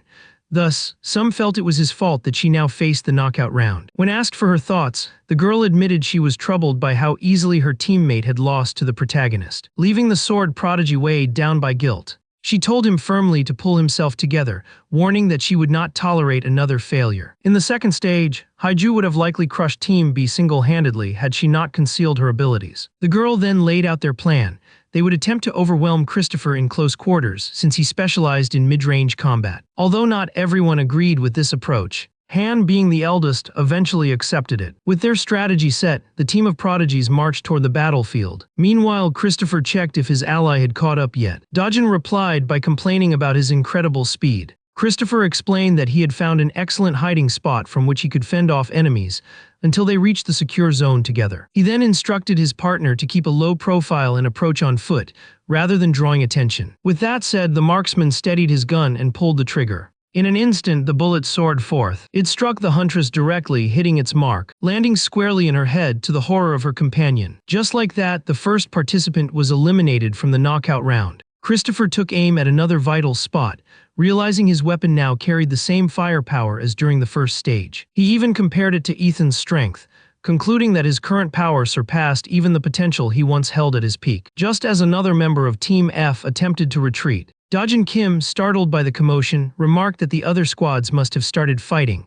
only for Christopher to admit that these were his own gunshots. He then gave his teammate precise directions to regroup with him. With his rifle ready, the marksman prepared to rack up kill points. Meanwhile, one of the female judges grew increasingly agitated. She couldn't believe the shocking scene unfolding before her eyes. Min-Suk Lee reminded the panel of his earlier prediction, insisting that the youth was indeed capable of wielding firearms with true mastery. This confused the others, since they had already witnessed Christopher use guns back in the opening stage. If that were the case, they argued, he wouldn't have gone searching for another weapon during the first trial. The woman pointed out that his current marksmanship was leagues ahead of before, when he had merely used his gun to disrupt enemy momentum. At that moment, an elder the judges recognized as the chairman spoke, declaring that Christopher must have met all the conditions to awaken this newfound power. Startled, the woman asked why their superior had come here in person. The judges moved to show their respect, but the elder dismissed it, claiming such courtesies were wasted on an old hunter like him. He explained that he was simply here to observe one particular contestant alongside them. Min-Suk Lee cautiously asked if the elder also intended to recruit the protagonist into his ranks. To their surprise, the chairman shook his head, stating that Christopher had already declined his offer. He admitted regretting that he hadn't made the proposal more enticing. Even so, he chose to let it go and focus only on the matches to come. Finally, the chairman demanded permission to participate in the show himself. which left the three judges utterly taken aback. The elder chuckled at their reactions and confirmed that he was not jesting in the slightest. At that moment, Min-seok Lee had no alternative but to accept the request of bringing the chairman into the competition. He began questioning the true intentions behind the first-generation hunter. Meanwhile, as Dojin Kim stepped into the building, his companion quickly directed him to the designated room. And so Yam-won made his way into the towering skyscraper, where the body of his teammate had been hidden away. With that, they were reunited once more, everything unfolding just as the protagonist had foreseen. He remarked that not a single contender had yet dared to attempt conquering the tower, while his comrade assumed everyone was too terrified of being caught by another halfway through. Dojin Kim pressed the protagonist to reveal his scheme, and the marksman explained that they only needed to keep watch over a single rival team. After taking in those words, Dojin Kim was struck with horror, believing at first that his ally was asking him to eliminate the geniuses. Christopher clarified that all he wanted was a distraction, then demanded to know what his partner would be doing in the meantime. The protagonist calmly revealed that he intended to secure the capture zone himself. Kim was stunned by how simple the approach sounded, to the extent that dread began creeping into his thoughts. To this, the protagonist offered nothing more than a silent smile. Later, after they had walked for a while, the swordsman still struggled to comprehend the outrageous plan he was now part of. And so the two of them entered the tower together, where they found themselves standing face to face with the golden mark. After advancing toward it, the system then broadcast to all players that the protagonist's group had seized the capture zone, and warned that if any intruder entered, or if one of them stepped outside, the countdown would reset itself. The system further declared that this countdown lasted exactly 60 seconds. Finally, he had the chance to savor the moment. Upon realizing that the prodigy and her allies had taken control of the zone, KJU was bewildered, as she believed the marksman would snipe opponents from a distance, instead of aiming straight for the objective. The sword prodigy speculated that the protagonist must have uncovered another artifact, yet Zali insisted that was impossible. For this battleground was not a replica of a mystical domain but merely a modern city, devoid of hidden relics. KJUA's Hangil, who had fought him once before, was asked for his judgment, as it seemed their opponent was trying to lure everyone in. The young man responded that the artifact had been the only reason the hero bested him in the first round, despite his own quick wits and rapid speed. According to the swordsman, had it not been for the protagonist's unmatched mobility, he would not have fallen into the trap in the second stage. Yet inside the capture zone, the protagonist's movements would inevitably be more confined.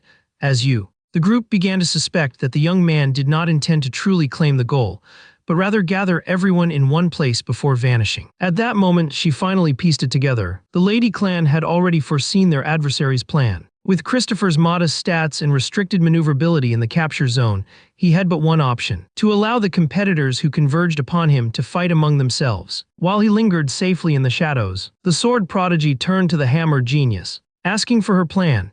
She explained that they simply needed to cause enough disruption to flush him out, since it was clear he never truly aimed to capture the zone. The young lady was convinced that such a tactic would secure them victory, when suddenly reports came in that players had been eliminated. One from Team Seed and another from Team A had fallen. Witnessing this, Haju was astounded, as it seemed far too soon for eliminations. This led her to realize that the countdown in the capture zone must have reset, turning it into a battlefield after the heroes had retreated. Just then, her comrade drew her attention to something critical. Only seconds remained before the knockout round would conclude, a shot fired by the young one echoing. With that revelation, the hammer genius was left entirely uncertain of the protagonist's intentions. A little earlier, the marksman had been waiting with patience, while his ally doubted the wisdom of a plan that required facing every other contender. Even his mentor, the young man, questioned how viable such a reckless strategy truly was. Suddenly, the door burst open as a hunter demanded an honorable fight, only to be taken by surprise and immediately shot in the head. In that instant, a member of a rival team fell, leaving the protagonist's ally stunned. Just then, their group was startled when another contestant slashed through the entrance as a spearman burst forth from the wall. Christopher retaliated with gunfire, yet the spearman dodged the bullets, taking cover behind a massive stone. With his foes ready to battle, the protagonist remained unshaken, for he had his swordsman at his side. At once, Dojin Kim crossed blades with another challenger. Meanwhile, the hero noticed a spearman's ally attempting to sneak up behind him. He promptly relied on his observational skill, pinpointing the exact location of his enemy, before eliminating them with precise gunfire. Just like that, Team C was wiped out.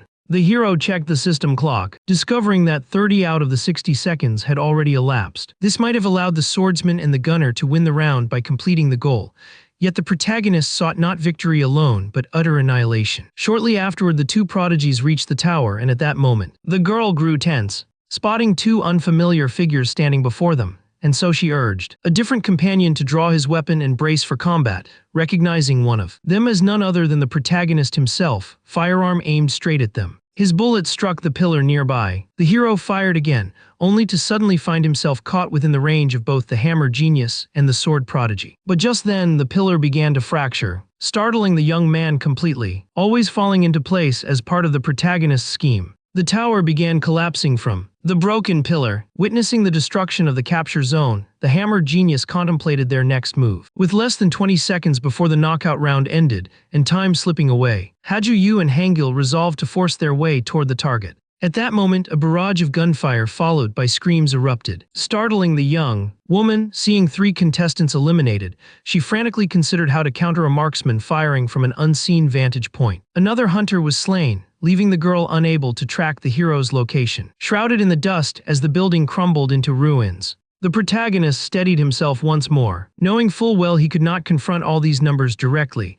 Thus, he turned to his all-seeing ability, spotting and dispatching yet another foe. The scene stirred a wave of nostalgia in the hero, recalling a past life when his squad had been driven into dire straits. They had desperately needed salvation to avoid finishing ninth, even as everyone doubted them.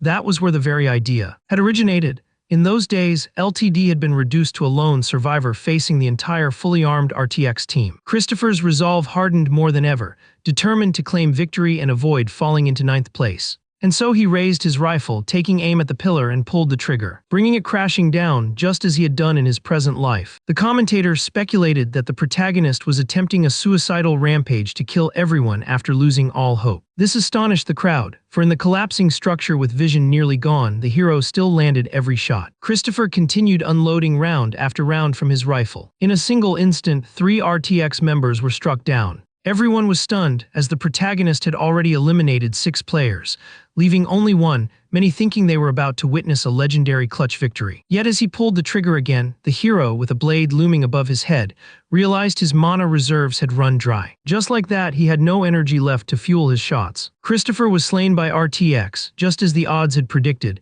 granting them first place on the scoreboard and dropping LTD to 9th. This moment marked the fall of a once legendary player. But in this life, things were different. Our hero had the hammer genius locked in his sights. The young lady tried desperately to evade, but it was already far too late. In that instant, the protagonist, who would no longer face insurmountable troubles, took down the team of prodigies. At that same moment, the judges were in awe, for the marksman had eliminated every remaining opponent and accomplished both victory conditions within the capture zone by claiming triumph through 2 distinct winning methods at once. Arjo was forced to concede that the hero possessed the skills of a professional player. Min-suk Lee was delighted, reassured that his instincts about the young man had been correct from the very start.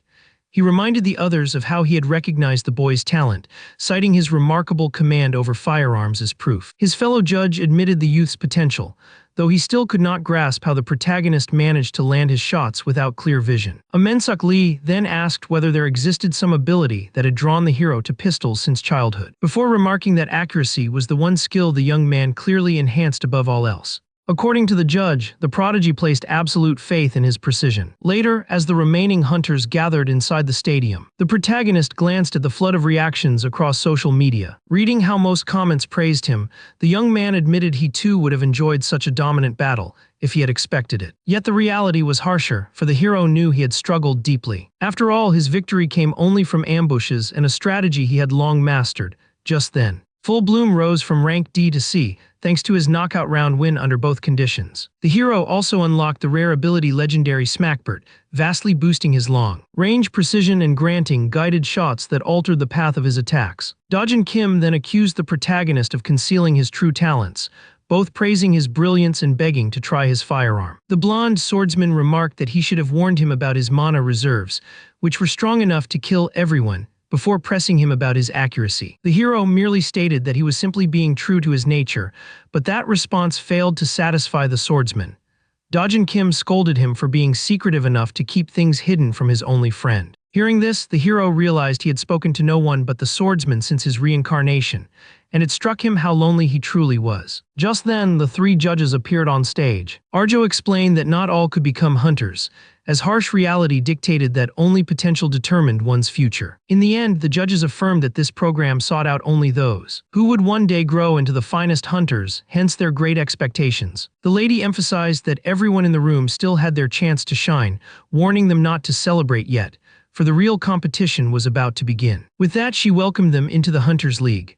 Min-suk Lee clarified that their program focused on speed, which was why they had already profiled promising young talents destined to rise. Hearing this filled the hero with pride. Another judge explained that in the final round, contestants would face a standard Hunter League match, divided into two teams. The teams would be randomly formed in 7 days, with the MVP taking first place and the runner-up crowned next. The judges also revealed that an important figure would be participating in the finals. This revelation intrigued the hero. As the protagonist and the other contestants were leaving the stadium, he was suddenly approached by someone, a recruiter for LHR, accompanied by another man who introduced himself as PR's recruiter. Upon seeing the recruiters, the hero began considering his wish to find a dependable team that would suit him. With that thought, Christopher suggested they continue the discussion in private. Shortly afterward, once everything was arranged, the hero found himself facing 4 separate recruiters. He declared that since they were so many, he wanted each of them to present their terms immediately. The first identified himself as a coach from SMA Private Academy,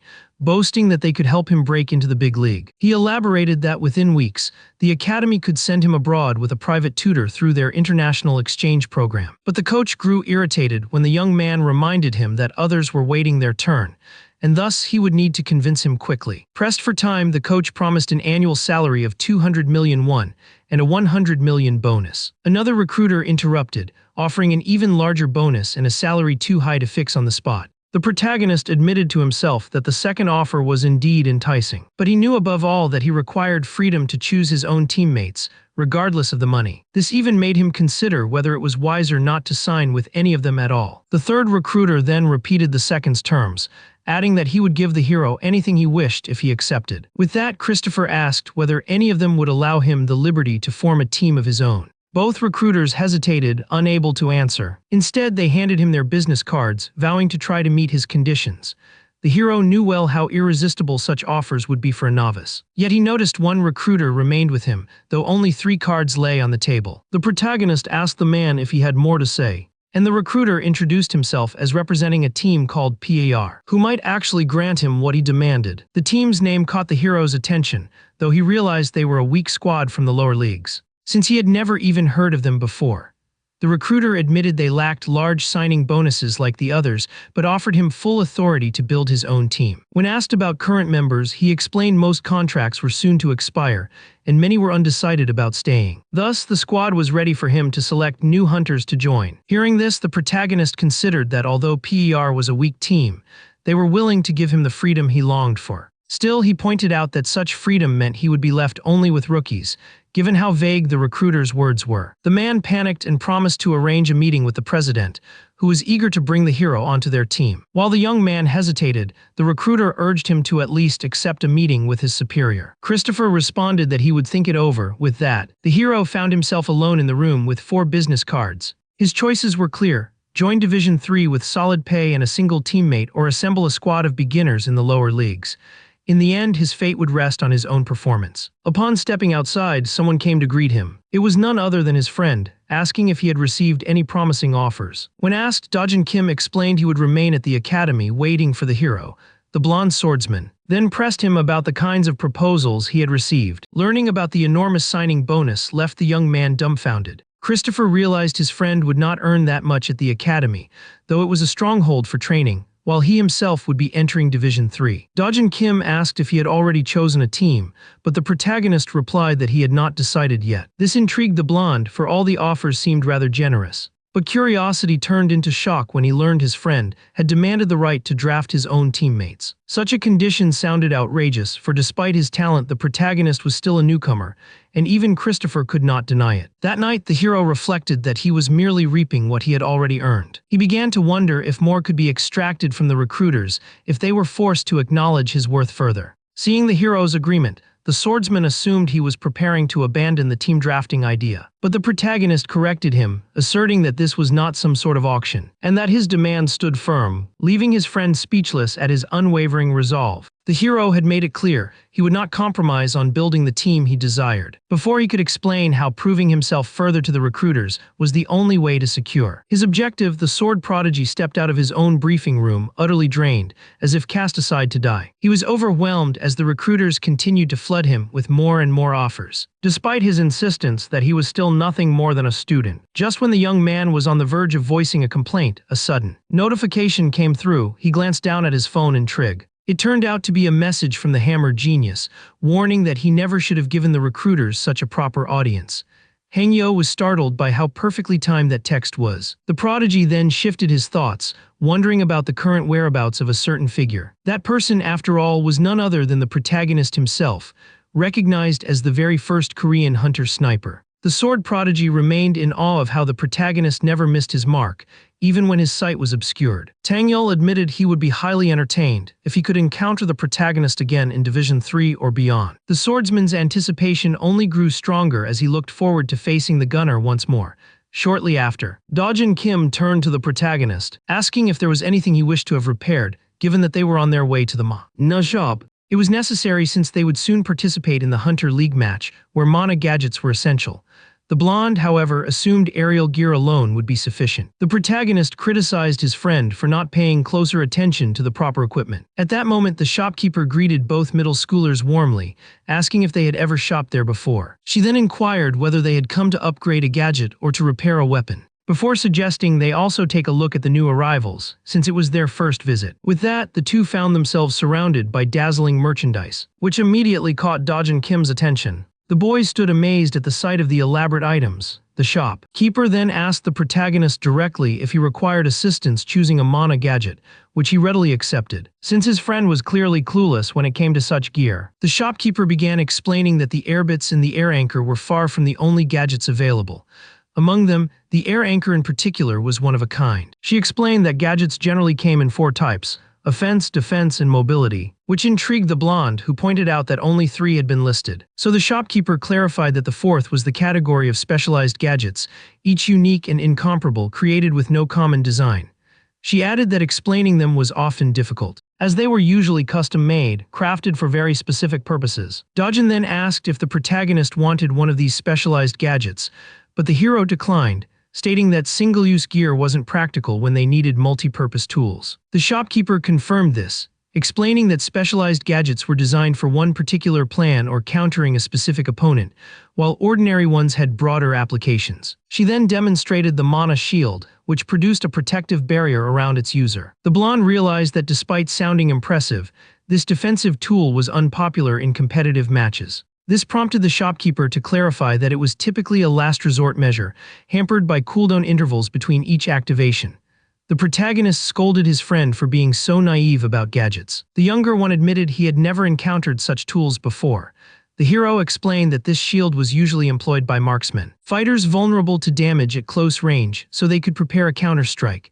He further stressed that a true hunter must know which gadgets match their role and how to combine them effectively with other gear, or risk disastrous outcomes. At that point, the shopkeeper introduced the mana bomber, asking the young man whether it might suit him. Dojin Kim suggested that such tools should be paired with marksmen's projectiles to amplify their explosive force. But the protagonist firmly rejected that idea, pointing out that something as large as a mana bomber could never attach to his bullets, a logic even the swordsman found reasonable. Still, the thought led the hero to wonder whether it might be possible if he used ether, which had transformative properties. The swordsman then recommended the air duster instead, noting that it could enhance his greatest asset, mobility, useful for evading opponents. Christopher agreed that it was an intriguing suggestion as he picked the item up, then suddenly slipped behind his companion and pressed the barrel of his gun against the back of his friend's skull. He remarked that the device could be even more effective if used to ambush an enemy, preventing them from activating their own mana equipment. Dojin suggested they simply take all of the gadgets,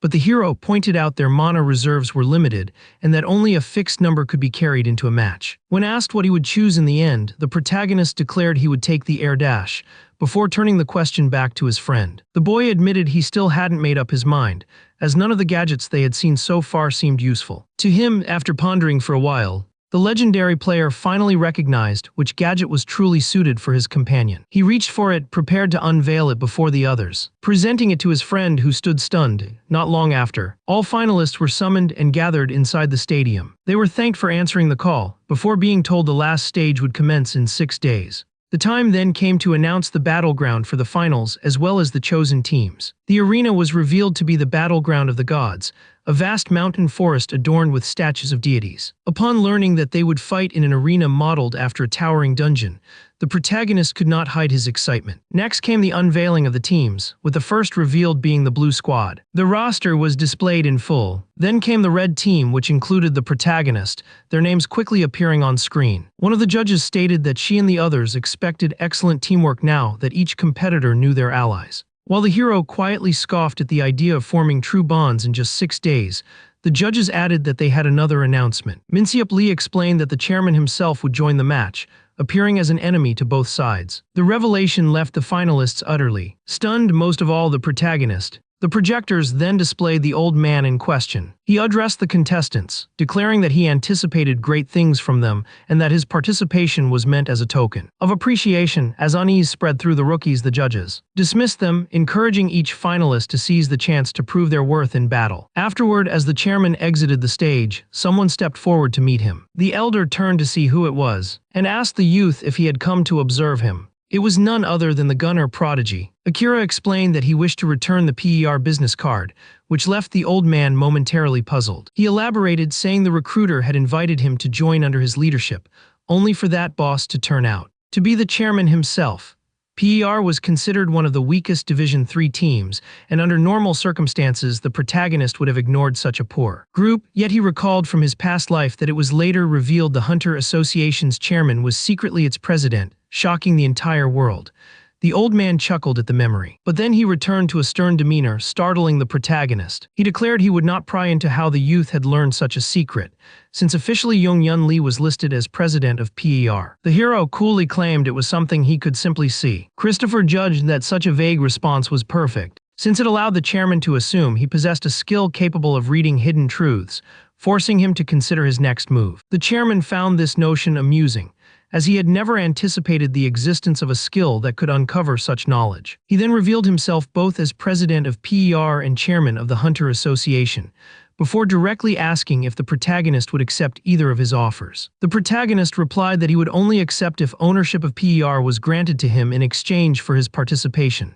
Shortly thereafter, the recruiter questioned his superior, asking whether Christopher had truly just handed over his business card, which was confirmed. The chairman remarked that the boy's condition was far too extreme, as he had no idea what he was truly demanding. Such authority was not worth so little. Gaining control over the team's operations and business was no small price, even for a promising rookie.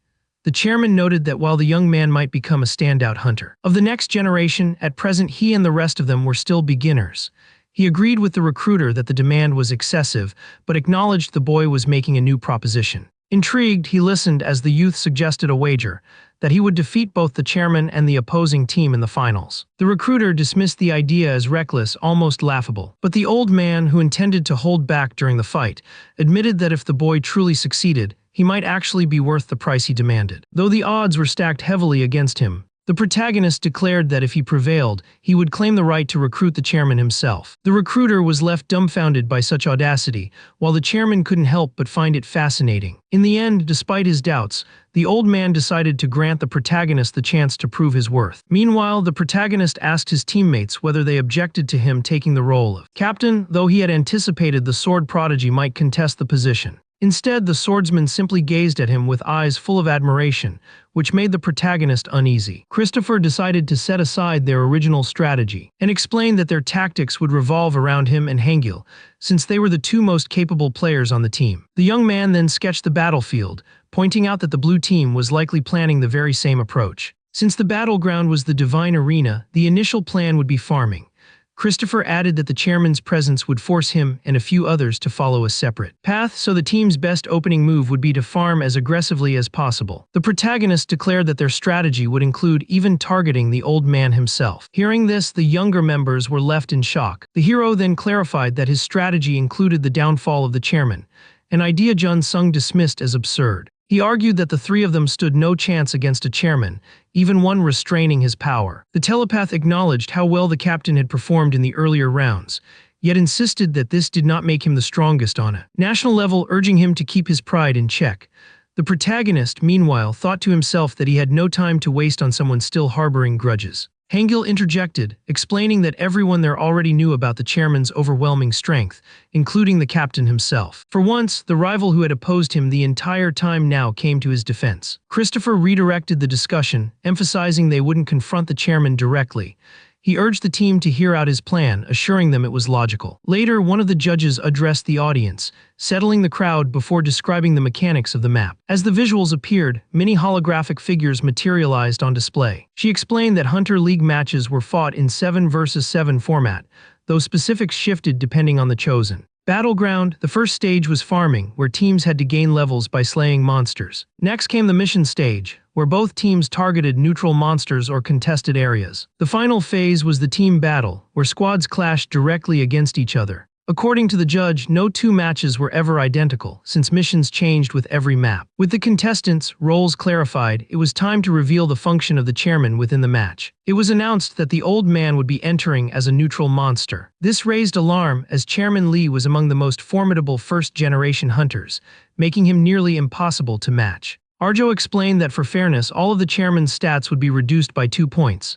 Min Suk Lee noted that even a slight stat difference in pro leagues carried great significance, meaning the students might stand a chance. Harajiro added that the legendary hunter would be facing 2 full teams alone, which promised to make the spectacle even more thrilling. Min Suk Lee told the audience that everyone should be excited, as this final would pit the greatest of the first generation against rising new talents. Afterwards, another judge turned to him, asking for his prediction about the winner, expecting him to favor the protagonist he had supported all along. Yet Min Suk Lee instead declared that the protagonist was certain to lose in the finals. He then asked his colleague if she understood why the chairman had chosen to join the match himself. Arjo speculated that the chairman wanted to personally test every contestant, to see with his own eyes who was truly worthy of victory. She explained that the protagonist's specialties, speed and long-range ambush tactics, would be ineffective, since the chairman was a renowned melee fighter capable of relentless pursuit, leaving a marksman helpless unless he could land a decisive one-hit kill. The woman then argued that the stat reduction might lessen the gap,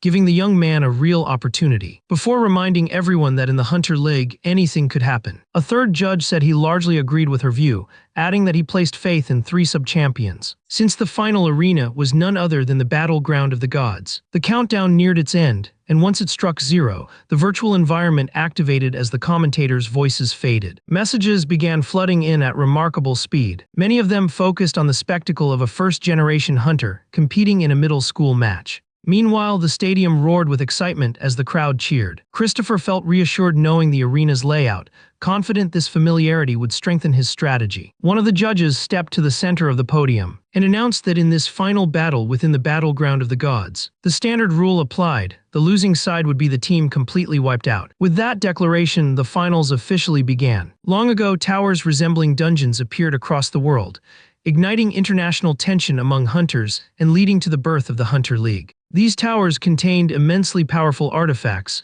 making conflict inevitable. Hunters fought both against one another and the monsters within the arenas, giving rise to the League's system. Countless arenas were established for this very purpose. At last, the protagonist entered the field, standing within the arena known as the battleground of the gods. His companions questioned whether he truly intended to follow through with his strategy, to which he confirmed he would, and so he suggested that he and 2 teammates break away on their own. The protagonist knew that retreat was no longer an option. Meanwhile, in the stadium, the judges shifted focus back to the ongoing contest. The blue team, led by the hammer genius in front, was busy clearing monsters, steadily growing stronger in preparation to face the chairman. One judge remarked that it was the smartest approach, since even with reduced stats, the first-generation hunter far outclassed the students. But the panel also noted that, in contrast, the red team had sent 4 members farming, while 3 others seemed to have another plan in mind. Observers soon noticed that the swordsman, the sword prodigy, and the gunner had strayed from the standard route, leaving Min Suk Lee shocked as it appeared they were heading straight for the first-generation hunter. Arjo asked for his thoughts, and he shared his suspicion, which she immediately deemed impossible since the 3 of them, with their current stats, were no match for the old man. Min Suk Lee agreed, adding that it would be best to watch carefully and see how their plan unfolded. With that, the protagonist stepped into the neutral monster zone, where the chairman sat waiting with halberd and shield in hand. At that moment, the old man sensed something unusual, as if intruders had entered his domain. His eyes focused on one figure dashing straight toward him. Amused, the old man wondered what this challenger could possibly be thinking, assuming it was some reckless ploy. Soon he realized other opponents were hiding nearby. Suddenly a gunshot rang out, but he deflected it with ease using his shield. The protagonist emptied an entire round, yet every bullet was effortlessly blocked. With a smirk, the old man challenged him to make things more difficult. The hero fired again and again, the chairman batting aside each shot with his shield as he advanced forward. Meanwhile, Dojin Kim slipped quietly behind him, launching an assault in tandem with the sword prodigy's blades to catch him off guard. Yet the old man parried both the rapier and the floating swords with astonishing ease. Chairman Lee criticized them, saying he had expected an ingenious twist, not such a dull ambush. But then, as a sudden wind swept through the arena, he paused, intrigued by what he sensed. A massive shadow loomed over him, leaving him momentarily stunned. For standing before him was one of the stone statues of the arena, now awakened and alive. This battleground had once been home to a race of giants who had mysteriously turned to stone, their bodies petrified yet still imbued with life. The protagonist already knew the arena's hidden secrets, for in his previous life, pro matches had been fought in authentic dungeons. Thus, he understood the exact method to rouse the statue. Back then, the blonde had been stunned when first hearing of the hero's plan. But the sword prodigy assumed the young man had discovered something useful, much like during the first stage. Christopher calmly said he was simply trusting his instincts, which intrigued the swordsman even further. Dojin Kim suspected the hero was only guessing when he said they needed to break the fractures precisely to awaken the giants. In contrast, Hangil excitedly believed the hero was merely selecting one of his hidden skills. He even asked if the slumbering monsters could serve as allies. The protagonist explained that the giants had likely gone mad after centuries of petrification, and once awakened they would rage uncontrollably. Dojin Kim grew fearful that the giants might not even attack the chairman,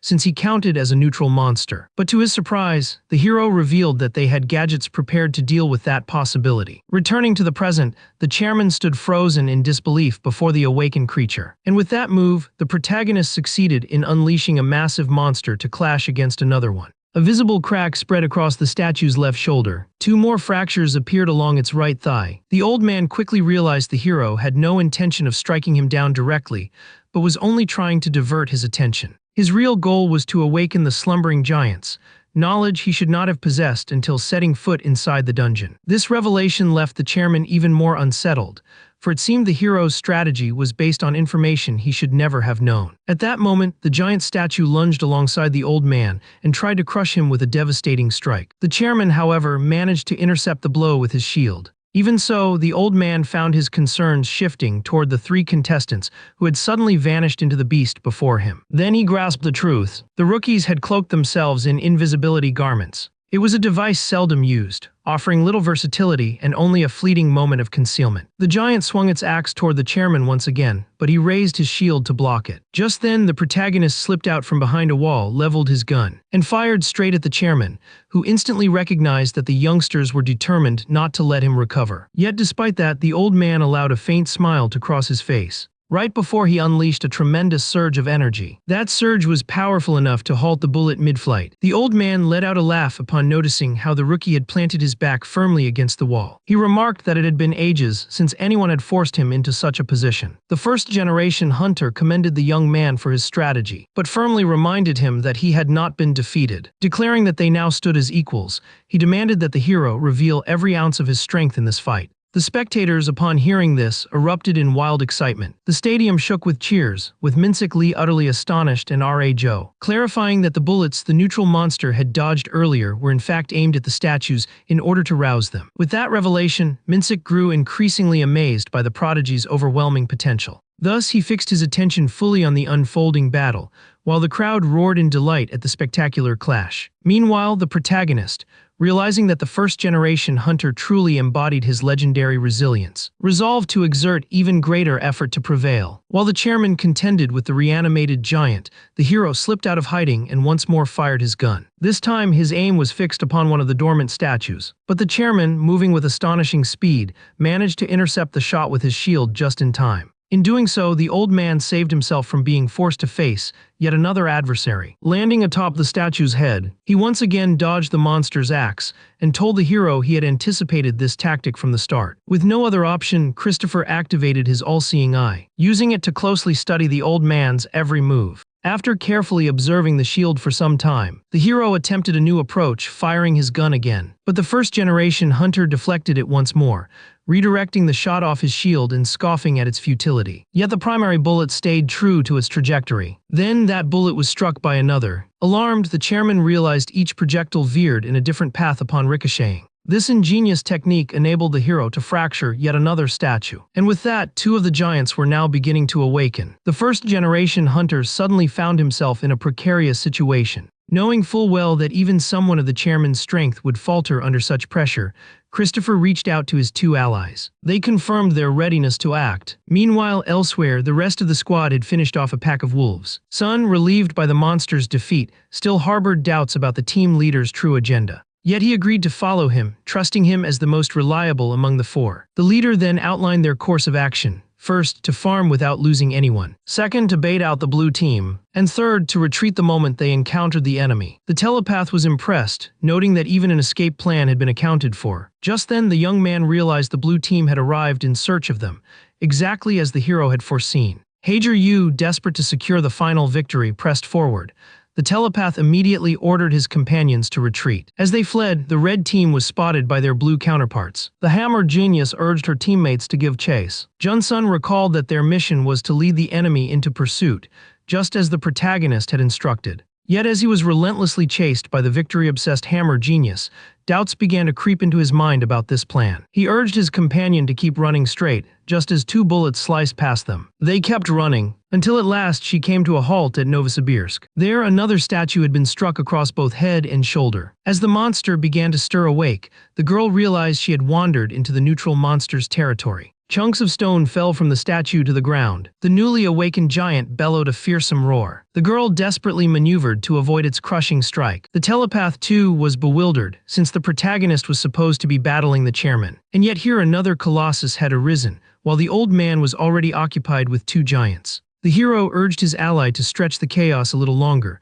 but the ally admitted he could not hold out much. So Christopher demanded at least 3 minutes. John Stauning asked what strategy he intended to use, but Christopher gave no clear reply. The veteran then instructed the sword prodigy and the blonde fighter that they must act swiftly while still invisible, and that at his signal they would obliterate the red team. He then began his countdown. His allies stood at the ready, and once the signal was given, the two discarded their cloaks of invisibility and surged forward, aiming directly at the hammer genius and her companions. Pedro instantly realized that she had been placed in a dire situation. She ordered her team to focus on the main enemy in the free-for-all, while dodging the falling boulders and rampaging statues. At that moment, her special skill was activated. The hammer genius invoked a healing ability called Sanctuary upon her team. This only pleased the hero, who wasted no time in responding. He pulled the trigger, aiming a bullet directly at the girl, but it was abruptly deflected by a gadget. Craig confirmed that she had prepared her defenses in anticipation of facing the hero. Realizing this, the protagonist admitted that her ability could not be overcome so easily. Thus, he was forced to turn to his contingency plan. The hero retrieved one of the 8 components of the mana bomber, reshaped it into a bullet, and infused it with his artificial power. This projectile carried far greater mass than an ordinary round. The hero steadied his aim and pulled the trigger. The shot exploded forth with an immense surge of energy.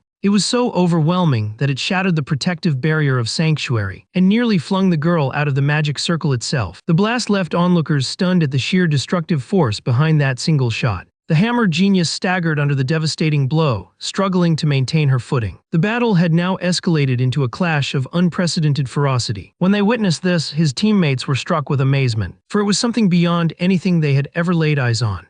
Even the hero himself could not believe that he had actually succeeded in forming a Manabhangra bullet. At the same time, the hammer prodigy found herself wounded. Though her healing ability allowed her injuries to mend much faster, frustration welled up within her. As she dodged the swing of a floating sword, her thoughts raced about the necessity of taking down the rest of the red team. With those thoughts in mind, the girl steadied herself for what was to come. She knew her next moves lay between farming the spawning monsters or eliminating enemy players. But just as she charged forward with determination, a shot pierced her from behind. This led the hero to consider how the red team was now on the verge of total annihilation. Meanwhile, the chairman himself split a giant cleanly in half. It appeared that despite his injuries, the chairman had successfully destroyed both statues. The old warrior felt satisfaction, recalling how he had longed for a battle of this scale, and with that, he turned back to resume his talk with a young man, who remarked that there wasn't much left for them to discuss. Yet the chairman expressed how impressed he was by the hero's keen tactical thinking, especially when compared to Hunter Lee, who largely relied on sheer brute force. The elder emphasized that back in his day, when hunters fought within towers, strategy was always a vital factor. Suddenly, the man halted his steps. Without warning, he hurled his weapon at a figure, who narrowly managed to dodge at the final second. This baffled the hero, for even with invisibility, the man had tracked him, likely by the sound of his voice. Assuming the elder must now be exhausted, he grew certain that he and his team stood a real chance of victory. With this belief in mind, Doge Kim charged at the man with blinding speed, yet the elder easily parried his strike, and with one swift thrust eliminated him. The chairman then raised his shield to block both the flying bullets and the levitating swords. While Haniel seethed in irritation, the hero reflected on the enormous gulf that separated rookies like them from a first-generation hunter. Even with all their efforts, even the telepath ended up skewered. Against the overwhelming chairman, it looked as though only the gunner and the sword prodigy remained from Team Red. The old man asked the young hero if such an outcome had caught him off guard. But to everyone's shock, the protagonist calmly replied that he had foreseen it all. This response made the chairman eager to see what strategy the hero would employ against him. And with that, the gunner signaled the sword prodigy, who channeled all of his energy into his blades, then hurled them forward at incredible speed. Yet the chairman stood unfazed, easily deflecting the devastating strike with his shield. The old warrior then dashed toward the rookie, and struck down Hengel without mercy. That left the gunner as the sole survivor on the battlefield. Now facing a first-generation hunter alone, the hero felt beads of sweat roll down his face. He realized that he was about to face the neutral monster entirely by himself. It dawned on him that the elder was like a tank, a natural predator to fragile types like himself. This put the hero in a corner, as Chairman Lee surged forward, already declaring victory, before driving his weapon straight into the hero's chest. But Christopher smiled,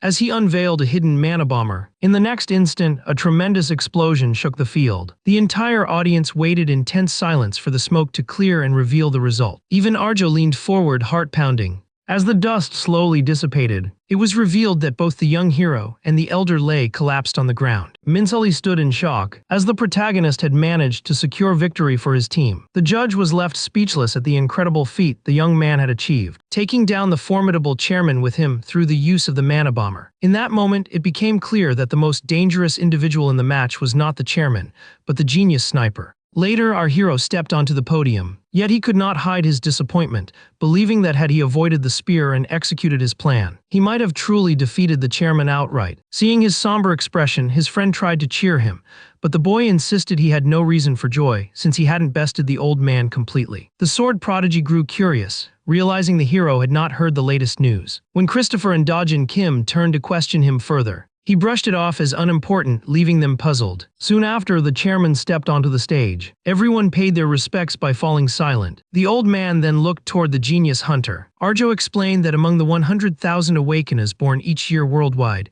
nearly all dream at least once of becoming hunters. Yet not everyone can succeed. It was never an easy path, for unlike beasts who were natural warriors, a hunter had to embody noble virtues. Only those who carried every one of those qualities could one day become true hunters. The elder then declared that one contestant had indeed proven himself worthy, for he had emerged as the competition's victor. The crowd waited in suspense, and the winner was none other than the protagonist. He had demonstrated himself as the greatest of all contestants, the next generation of hunters. Thunderous cheers erupted as he stepped forward toward the trophy. Christopher, however, felt a strange unease as the judge handed him the prize. Though he had won countless matches in his previous life, a long-lost joy suddenly welled up in his heart. By securing this victory, the hero could finally gain his mother's blessing to pursue the dream of becoming a hunter. Christopher reflected that this time, he would not cause his parents grief by engaging in low-level matches as he once had in his former life. With that resolved, one final matter remained. Sitting down, the hero sipped his tea. The chairman asked about the purpose of his sudden visit. prompting the young man to consider how cunning the veteran truly was. Christopher stated that since he had won the bet, he had come to claim the team he was promised. But the elder retorted that the hero hadn't truly defeated him, for he had used the giants to wear him down before dragging him into mutual destruction. Hearing this, the young man turned to leave, which startled the chairman. The old man quickly caught his hand, clarifying that he was only joking, and confirmed that they would indeed work together. With that, the chairman officially granted the team to the teenager before him, impressed by his astonishing performance. After reflecting for a moment, Christopher extended his hand, declaring that he would be glad to work with him. The elder was deeply struck by this mature gesture, and so their agreement was sealed. Later, standing at the entrance of the urban transit, the hero thought about how Moore's shop had become a new global standard for refined weapons, perfectly attuned to hunters' needs. And so Christopher arrived, intent on claiming the tailor-made weapon he had been promised. This, however, did not explain the sudden appearance of Dojin Kim, who announced that he too wanted a custom-made weapon, since he was about to join the Hunter League, which made sense. The hero, on the other hand, found it interesting that Min Suk Lee himself would be the one guiding him through this visit at Mora's shop. Ogre Kim then asked Mr. Lee about the difference between a regular weapon and a tailor-made one, but Mr. Lee told him to drop the formalities. He admitted that explaining it might be difficult, yet assured him that he would certainly understand. He then explained how a tailor-made weapon was perfectly matched to the hunter's fighting style, essentially becoming a reflection of its wielder.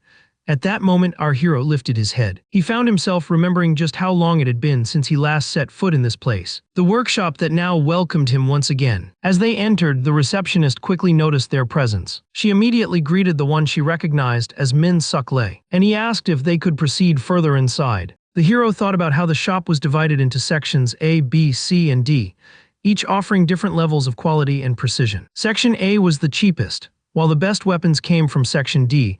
The protagonist was relieved and satisfied to know that his weapon would be crafted in Section B. Together, the gunner and the others arrived at the advanced laboratory. Dojin Kim was astonished by the sight of the research being conducted there. Min Suk Lee remarked that it was likely the teenagers had never entered such a workshop before. The blonde youth confirmed this with enthusiasm, saying it was true before showering the old judge with countless questions while his quieter friend remained silent. The hunter reassured him that he would answer those questions later, but for now, he would start by teaching them the fundamentals. He explained that when crafting a tailor-made weapon, the process always began with selecting a normal weapon as the base model, just as he had done with his 7-branch sword. To demonstrate, Min Suk Lee presented the base weapon of his custom design, which was originally just a standard sword.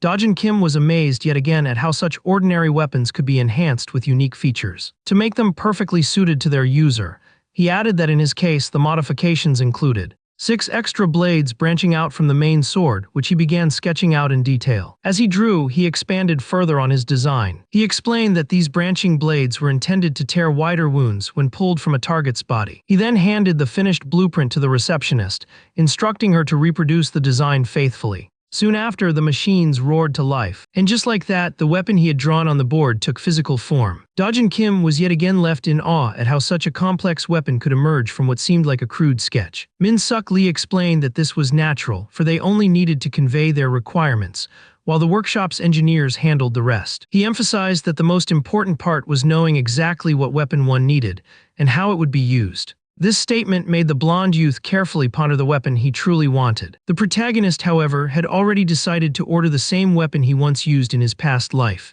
Still, he couldn't help but be curious about what kind of weapon his friend would request. Just then, the blonde youth's eyes lit up with an idea. He chose to request a rapier, which immediately caught the hero's attention, since this was a weapon specialized for piercing thrusts. Dojin Kim then began writing down the specifications he desired. He wanted his weapon to boost his speed, and for the rapier to emit a glow whenever its ability was activated. This left both heroes stunned.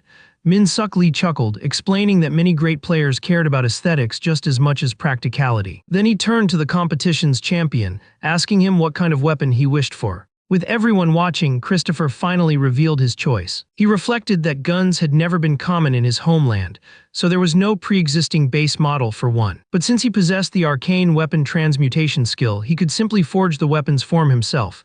That would not be a problem, so the protagonist stepped forward to take hold of a particular ingot. Before beginning, he asked for permission to use it. Min Suk Lee readily agreed, reminding him that it was his right as the victor. With approval granted, the hero began reshaping the raw ingot, channeling his arcane weapon transmutation to transform it into something new. In mere moments, the hero had successfully forged a rifle, leaving the others utterly stunned, as he had managed to create such a complex weapon with apparent ease. The protagonist, however, could never grow accustomed to the admiring gazes he received, just as he had so often in his previous life. Mora's workshop, after all, had branches in every corner of the world where the Hunter League operated. These branches were constantly competing with one another, always judged on two main criteria. The first was the refinement of the weapons they produced, and the second was the ability of the wielder who carried them. Unfortunately, the branch of Mora's workshop in the hero's homeland had a terrible reputation, so much so that they were ridiculed online along with the weapons they produced for being weak.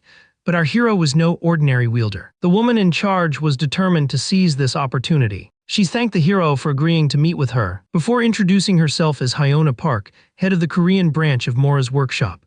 Without wasting time, she asked if the hero was satisfied with the weapon he had received in Section B. He explained that he had only chosen from that section because it was guaranteed to the competition's winner. Hyona Park then revealed that she had something special for him if he was merely interested in a mana-imbued weapon. With that, she presented a shining ingot overflowing with mana, which left him visibly shocked. The branch leader promised to give this ingot to him for free, which piqued his interest even more. She then stated that she wished for the hero to use this ingot to forge his weapon, and hopefully gain fame with it. In return, she expected him to collaborate with their workshop, using his transmutation ability to design new weapons for them, which was an enticing offer. The hero admitted that the deal was tempting, but he demanded that every weapon he created be signed under his own name. Hearing this condition, Hyona Park was left utterly stunned, realizing that the young man had seen straight through her scheme. He clearly understood that if he forged a weapon using their ingot, the public would assume the Korean branch had created it. Hyona Park had further intended to make him design additional weapons, to launch an entire collection under their brand. She explained that to do so, he would need to sign a contract, producing weapons without revealing his name to the public. To this, the hero countered by declaring he would instead offer his talents to Mora's main branch directly. This remark greatly irritated the woman, who then asked what his terms were. He boldly requested sponsorship, which she found strange, since her branch had already provided him with a weapon. But in the end, she reluctantly agreed to provide the sponsorship he demanded. He then clarified that the Korean branch would be sponsoring the team he intended to join, Team PAR. This infuriated Hyona Park, as it meant being forced to back one of the weakest Division 3 teams. She suggested that he choose another team, one more fitting for such sponsorship. But Christopher refused, explaining that it was impossible since he had already signed a contract with them. At this, the woman was utterly dumbfounded. She argued that sponsoring such a weak team would not improve their sales or public image, which the hero acknowledged as fair, though he reminded her that he would still be creating weapons exclusively for the Korean branch. After pondering for some time, the head of the branch finally relented, agreeing to send someone to PER for the sponsorship arrangements. And so, the young hero had successfully forced the head of the Korean branch of a prestigious company into an impossible situation. Later, the hero arrived at the stadium, recalling that it was large enough to host a Division 3 league match. The game underway was between ESP and PIR. Christopher reasoned that PER had a chance to win, since it was the battle of last place versus rank 9. The commentator explained that PER could not afford to lose against ESP, and absolutely needed to turn the tables. As the lights flared on, the hero thought about how Division 2 and 3 matches usually took place in virtual reality, unlike Division 1, which unfolded in real dungeons, where every injury carried real consequences. To his shock, he saw the players panicked and fleeing for their lives. Disappointed, Christopher realized he had only come here to scout potential talents within PER, and yet they had already lost the match. The protagonist was utterly stunned when he learned that PR had suffered defeat after defeat throughout the entire season. He turned his eyes toward the scoreboard where the truth was laid bare. At that moment, the hero regretted his decision to sign with such a struggling team. He thought bitterly that he would have been better off choosing a stronger lineup of players, ones he could have molded into a squad capable of climbing into Division 1. After taking a deep breath and collecting his thoughts, he quickly dismissed the regretful idea. Instead, he focused on finding a solution, no matter how difficult it might be. But before anything else, our hero knew the priority was to dismiss as many underperforming players as possible and pray that at least one Awakener with genuine potential remain. Later on, he found himself shocked once again. The team's residence turned out to be nothing more than an ordinary house. But then he remembered how his very first team had no sponsors either, and they too had lived in regular houses for the same reason. Deciding to give them a chance, and using the access code he had been given earlier, he quickly unlocked the door and stepped inside, only to be greeted by the sound of a heated quarrel over the team's latest defeat. The players were furiously hurling blame at each other, while the official team president tried in vain to calm the chaos. The hero acknowledged that arguments like these were bound to happen, given how miserably the team had been performing. Just then, the coach noticed the young man's arrival and introduced him to the rest as their newest recruit, declaring him part of the next generation of hunters. At this announcement, every member froze in shock. The hero then openly criticized the team's recent performance, calling it downright pathetic, which left everyone stunned in disbelief. One of the players was infuriated by the insult, snapping back that the newcomer should show respect since they were professional players. Yet the hero pressed on, mocking the man further for being offended so easily. With confidence, he proposed a duel with one of the pros, where the loser would be forced to leave the team. Before long, he provoked the hot-headed player again, pushing him closer to the edge. Later, inside the training room, the hero reflected on how he had joined this squad and how glaring their weaknesses truly were. Despite his taunts, only 3 hunters had stepped forward to challenge him, which showed that the majority lacked even the determination to face him, the hero. This man then demanded that they not deactivate their pain receptors, announcing that he intended to defeat them at full strength. Yet the hot-headed hunter sneered, warning him to focus on himself instead. The hero instantly recognized him as the same player who had acted recklessly in the match, engaging the enemy alone and arriving late. His name was Gilhin Lee, a fighter who wielded a B+ skill called Destructive Charge, capable of unleashing a shockwave on impact. According to the hero, Gilhin was wasting such a powerful ability, making it hard to believe how he or the rest of the squad had ever earned the title of Pro Hunters. With a weary sigh, the hero steeled himself for what came next. Soon, he entered the virtual battlefield. Suddenly, an explosion echoed around him. Everything unfolded exactly as he had anticipated, as Gilhin Lee hurled himself forward, using his destructive charge to launch the attack. But the hero easily dodged aside. The pro player only smirked in return, then charged headlong into a building, leaving the hero stunned. At that moment, the ground beneath his feet began to shudder violently, putting him instantly on high alert. He leapt into the air to avoid the shockwave, which stretched much farther than he expected, making him realize just how formidable the skill truly was. Gilhin then lunged at the gunner, convinced that victory would come easily. Yet in reality, he was nothing more than a pawn playing inside the hero's hand. In response, Christopher unleashed his air anchor, soaring upward to gain altitude, leaving the pro in a dire position as he aimed his rifle, and with a single precise shot, left the spectators utterly awestruck by the duel's conclusion. The hero stood triumphantly on the rooftop with his opponent bound, asking who among them wanted to challenge him next. While promising that whoever stepped forward would be plunged into unbearable pain, this left the group trembling. Returning to the real world, the defeated hunters collapsed in agony. They recalled their earlier wager. The losers were to leave PR, though now they bitterly regretted ever agreeing to it. But the hero cared nothing for their protests. He simply ordered them to leave. Upon seeing his firm resolve, the two immediately stormed out, declaring that this team would never accomplish anything. When Gilhin Lee hesitated, the hero strode toward him, intent on expelling him as well. Just then, the pro bit his lip until it bled and bowed his head in apology, which caught the hero's interest. Gilhin admitted the fault was entirely his, and he begged the prodigy Christopher to give him another chance. Christopher acknowledged the man's tenacity and asked him to provide a reason why he deserved to remain after losing to a mere beginner. The frustrated hunter explained that Destructive Charge was a powerful skill, and though it was the only strength he had, he believed that alone was reason enough.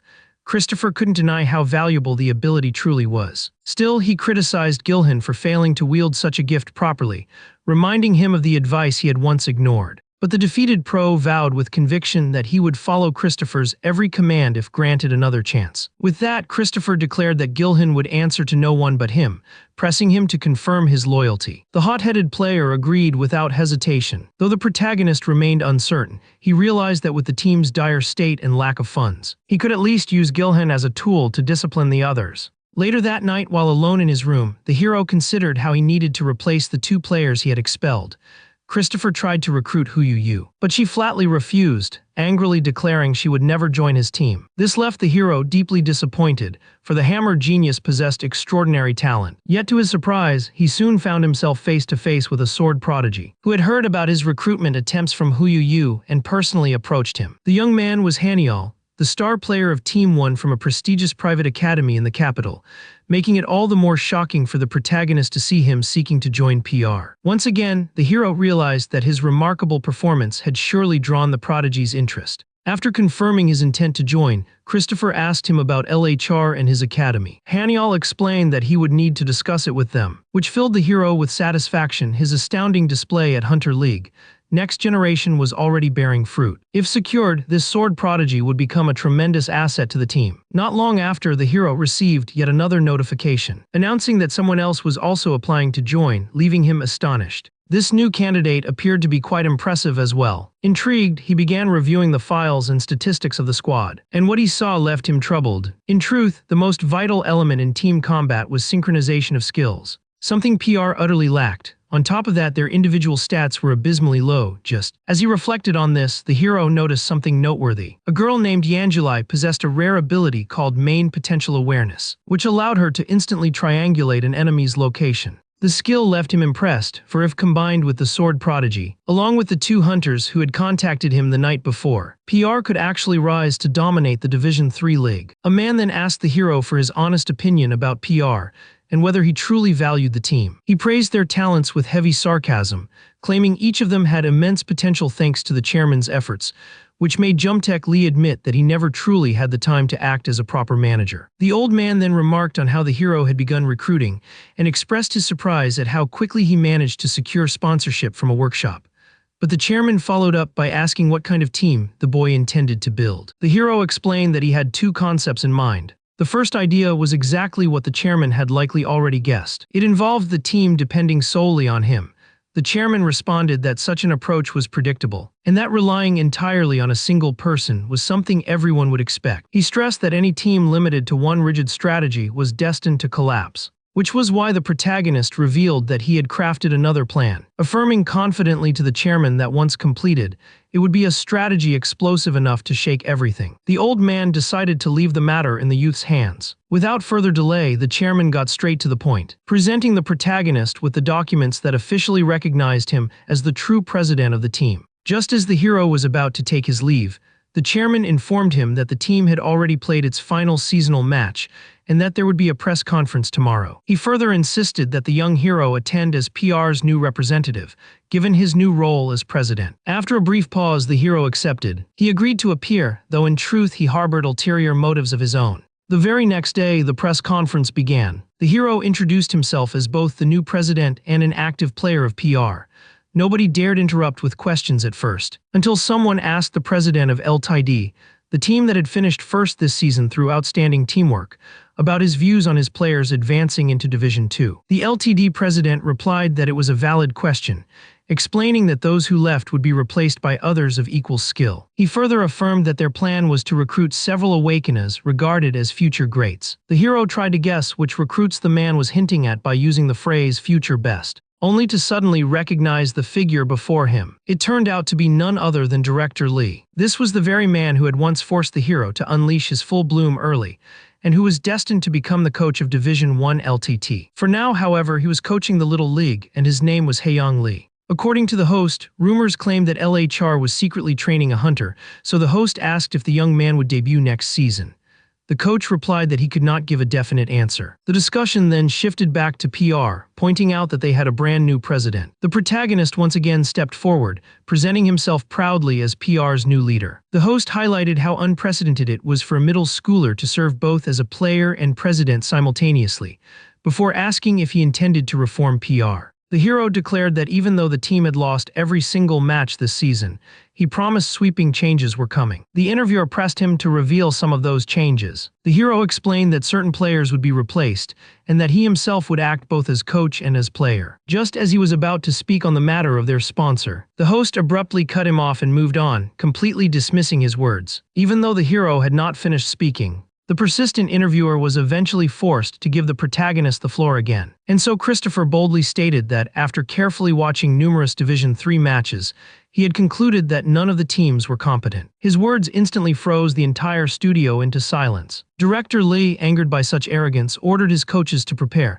declaring that he and his team would crush PR. While the hero confidently pointed back at him, vowing that his squad would bring down even his mighty team. Everyone realized that if the weakest team on the board managed to topple a top contender, it would cause a massive scandal. With that, the stage was set through his provocations. The young hero had successfully distinguished himself in yet another field. Soon after the door opened, Christopher was pleased to see his recruits finally arrive. Jisoo, Dojin Kim, and Haniel appeared at his doorstep. Upon stepping inside, The blonde one commented on how their headquarters was nothing more than a modest house. The hero explained that the team lacked funds for anything better, and he found it predictable that Dojin Kim was the first to reach out to him. But what surprised him was the telepath's decision to join as well. Jisoo then caught the hero staring at him. He asked if something was wrong, but the protagonist only replied with a wide smile, saying everything was perfectly fine. After taking a long look around the team dormitory, Haniel admitted that even though he had known this was a beginner's team, he hadn't expected it to be so poor. Jisoo stated that the only reason he had agreed was because the hero promised to transfer him later to a stronger team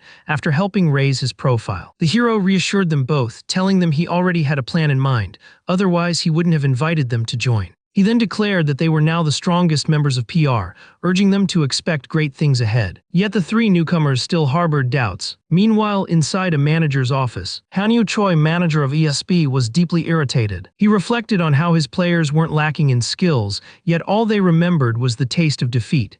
Just as he was searching for an answer, a sudden message arrived from the coach, informing him that PR had requested a friendly match. Since it was the off-season, he told all the players to accept the challenge. He convinced himself that this might be the solution to their slump, as the only way to break a losing streak was to finally score a victory. Thus, he immediately called the coach to finalize details for the friendly match. He asked him to set the date for the encounter. The players murmured among themselves when they heard the news, pointing out that it was unusual to fight during the off-season. They then joked about how PR's new manager had even insulted LTT, which they found laughable, confident that PR would lose to them without question. As the date of the match drew near, the coach asked the protagonist if he was absolutely sure about this decision, since he had only just gotten to know the old members, and the new recruits still needed time to adjust. The coach reminded him that they didn't even have enough hunters to organize a 7 versus 7 among themselves. But when he pushed further, the hero explained that something had to be done to give hope to this hopeless team.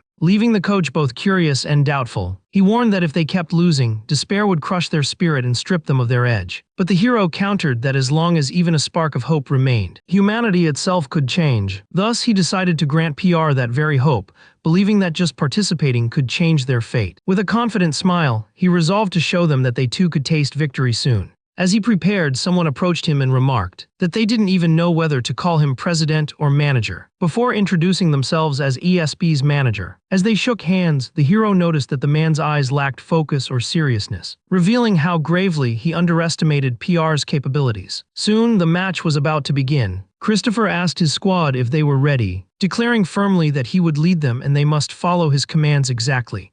Yet inwardly, he doubted their ability to carry out his orders. He realized the lineup would consist of the old members himself and just one of the new recruits. But he was still determined to prove that victory was possible.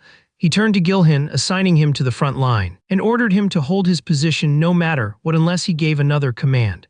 Then Christopher directed Yanjulai to stay close and synchronize with his movements. Dojin Kim then demanded to know his specific role. The hero instructed him to stay directly in front and prevent anyone from reaching him, making Dojin speculate that he was being told not to charge recklessly. But Christopher simply replied that he would understand the reason when the moment came. With that, the friendly match began, both teams spawning across from each other on the map. The ESP manager recognized the battlefield immediately. It was Imperial Bridge, a map notorious for its straightforwardness that severely limited tactical options. This meant the battle would be decided by lineup strength alone, which was precisely why the manager had chosen it. At that moment, one of the staff pointed out to him how surprisingly solid the formation of this newly assembled team appeared. The team's presence was explained by Netch as nothing more than a show, since they had just wrapped up their last. However, once movement began, things shifted.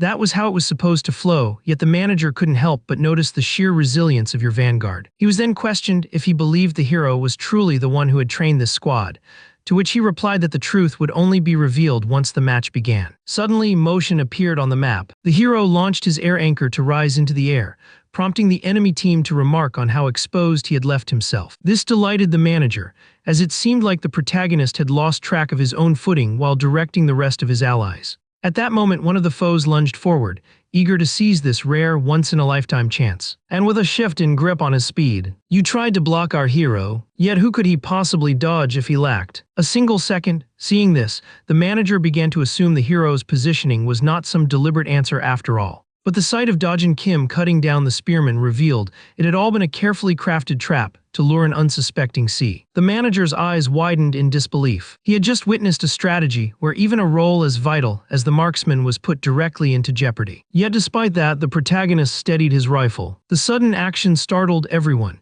driving the enemy tank to cover his allies behind his shield as dread began to creep in. They had seen how the protagonist could transform mana bombers into deadly bullets, just as the enemy vanguard's shield shattered into fragments. A massive shockwave then rippled across the bridge. The battle concluded with Per's flawless and absolute triumph, leaving the ESP manager utterly shaken, unable to comprehend how Per had collapsed in the blink of an eye. Meanwhile, deep within the dungeon, upon witnessing all that had occurred, Gilhan Lee stood stunned in admiration. At first, he couldn't wrap his mind around why the team leader would willingly use himself as bait, and yet that very move had secured their victory. After watching such a display, the vanguard could not help but feel awe toward the hero. As the members of Per gathered, speaking joyfully about their hard-fought win, the hero listened quietly, content with their happiness. That was when he was suddenly approached by Gilhan Lee, who demanded to know how he had led them to victory. Christopher only smiled and asked the young man if he understood the most crucial aspect of a lineup fight.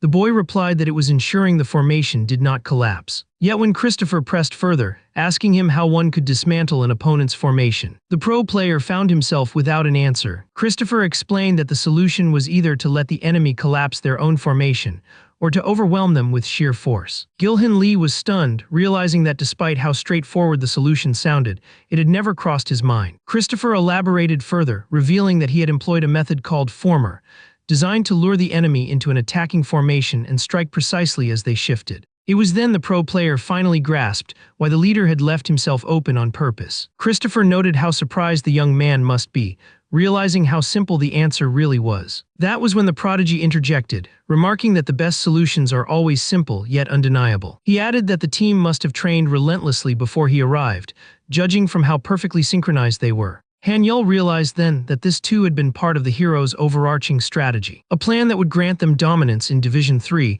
with Dojin and Jisoo strengthening the lineup.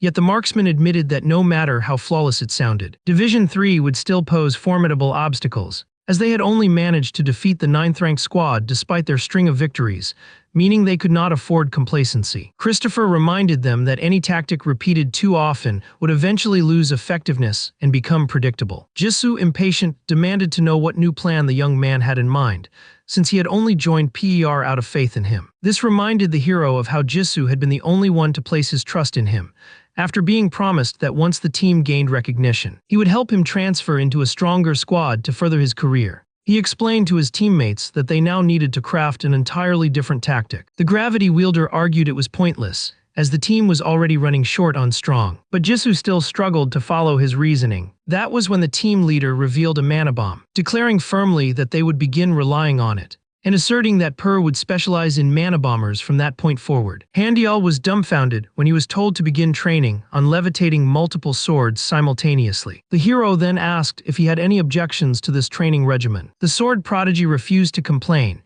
though he admitted he might struggle with control if the number of swords was too many. This reasoning made sense to the hero, who understood that the best counter to an enemy with sword telekinesis was to manage fewer blades with sharper focus. Even so, the hero recalled clearly from his past life that this very prodigy could command 7 blades at once, and with the great swordsman's mask, even 3 more, which was why he had to push him now to ensure rapid growth. Christopher reassured him that his training would not be wasted, emphasizing in a calm tone that he would never force him into it out of disappointment. The sword prodigy, however, was taken aback by those words. The hero knew well that Hangil had only joined their ranks out of respect for him, and thus the weight of his words struck deeply. Ultimately, the young man accepted, realizing it was inevitable training he had to embrace. He then asked the coach how many swords he was expected to master, to which the answer came 7. The reply left him in shock, but the hero affirmed that this number would be sufficient. Later that evening, Jisoo received unexpected news that he was to train in accurately dropping objects from midair. The hero confirmed this, stressing the importance of precision. Yet the gravity wielder found it puzzling, since his talent was far more suited for offense.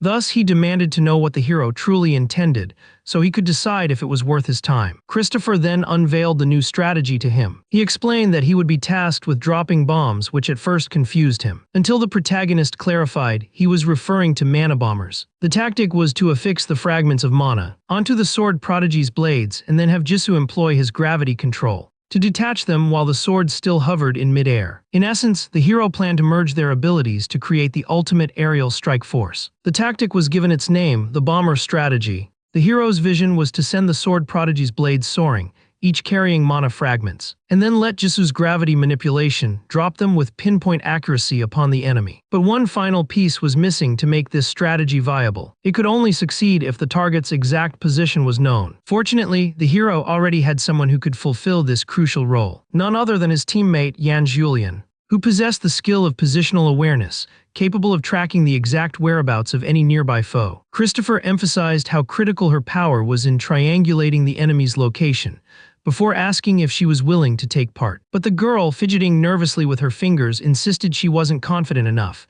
Then, to her shock, the hero gently touched her hand, assuring her that she was the most essential piece of the strategy. He explained that without her, the plan would be impossible. With that, Christopher asked softly if she would lend him her strength. After a brief hesitation, she finally agreed, yet the hero couldn't quite understand why Yan Julian's face had suddenly turned red. You still had no clear grasp of the way she thought, or what exactly went through her mind. Later on, the scene shifted to the team leader, standing with 3 of his members before the cameras. The man shouted loudly that now it was finally their turn. He explained that this was only a short interview meant to open the new season. The protagonist remembered how rudely he had behaved during his previous interview, which made him decide to stay silent this time. Just then, he overheard someone laughing at his young teammate. The man mocked them, claiming the team was surely doomed with such a teenage manager who lacked both the years and the experience needed. The interviewer tried to soften the hostility by suggesting that perhaps PER was simply testing a new approach after their terrible performance the previous season. Christopher openly admitted that he was indeed a teenager, but he immediately declared that once PER crushed their opponent's team,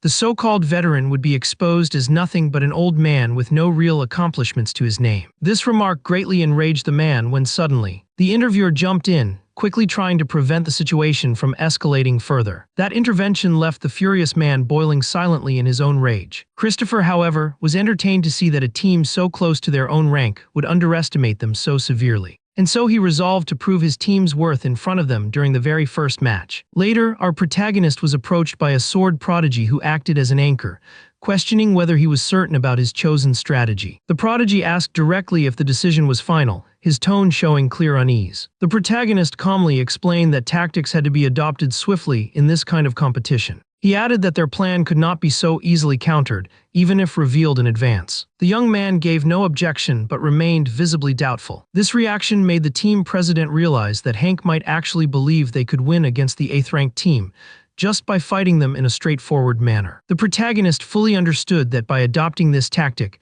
most of the burden would inevitably fall on his own shoulders. He also knew that this approach would not benefit their public relations at all. Christopher reminded his teammate that he was one of the key elements required for the bomber strategy. For the plan to succeed, he needed assurance, and his teammate pledged that he would do everything he could. Hearing this left the protagonist satisfied, and so our hero and his team began their walk toward the arena. Christopher was determined to prove PER's value to the world as he approached the roaring sound of the crowd. According to the rules, the lower-ranked team in the Hunters League was granted the right to select the battleground. Since PER held the lowest rank, they were given the privilege of choosing the arena. They ultimately selected the map known as the City of Arena. The protagonist then contacted the members of his bombing squad, telling them they would execute the tactic once they were positioned correctly. Before that, he instructed the other 3 members to hold off as many opponents as possible, while he himself focused on evasion across the map. Meanwhile, the female teammate announced she would remain in an office still situated far to the left of the battlefield. With that said, she activated her awareness skill. The ability allowed her to triangulate the enemy's exact position, and she was able to share those coordinates with the rest of the team. This made the protagonist reflect on how invaluable that skill was when used on maps of such massive scale.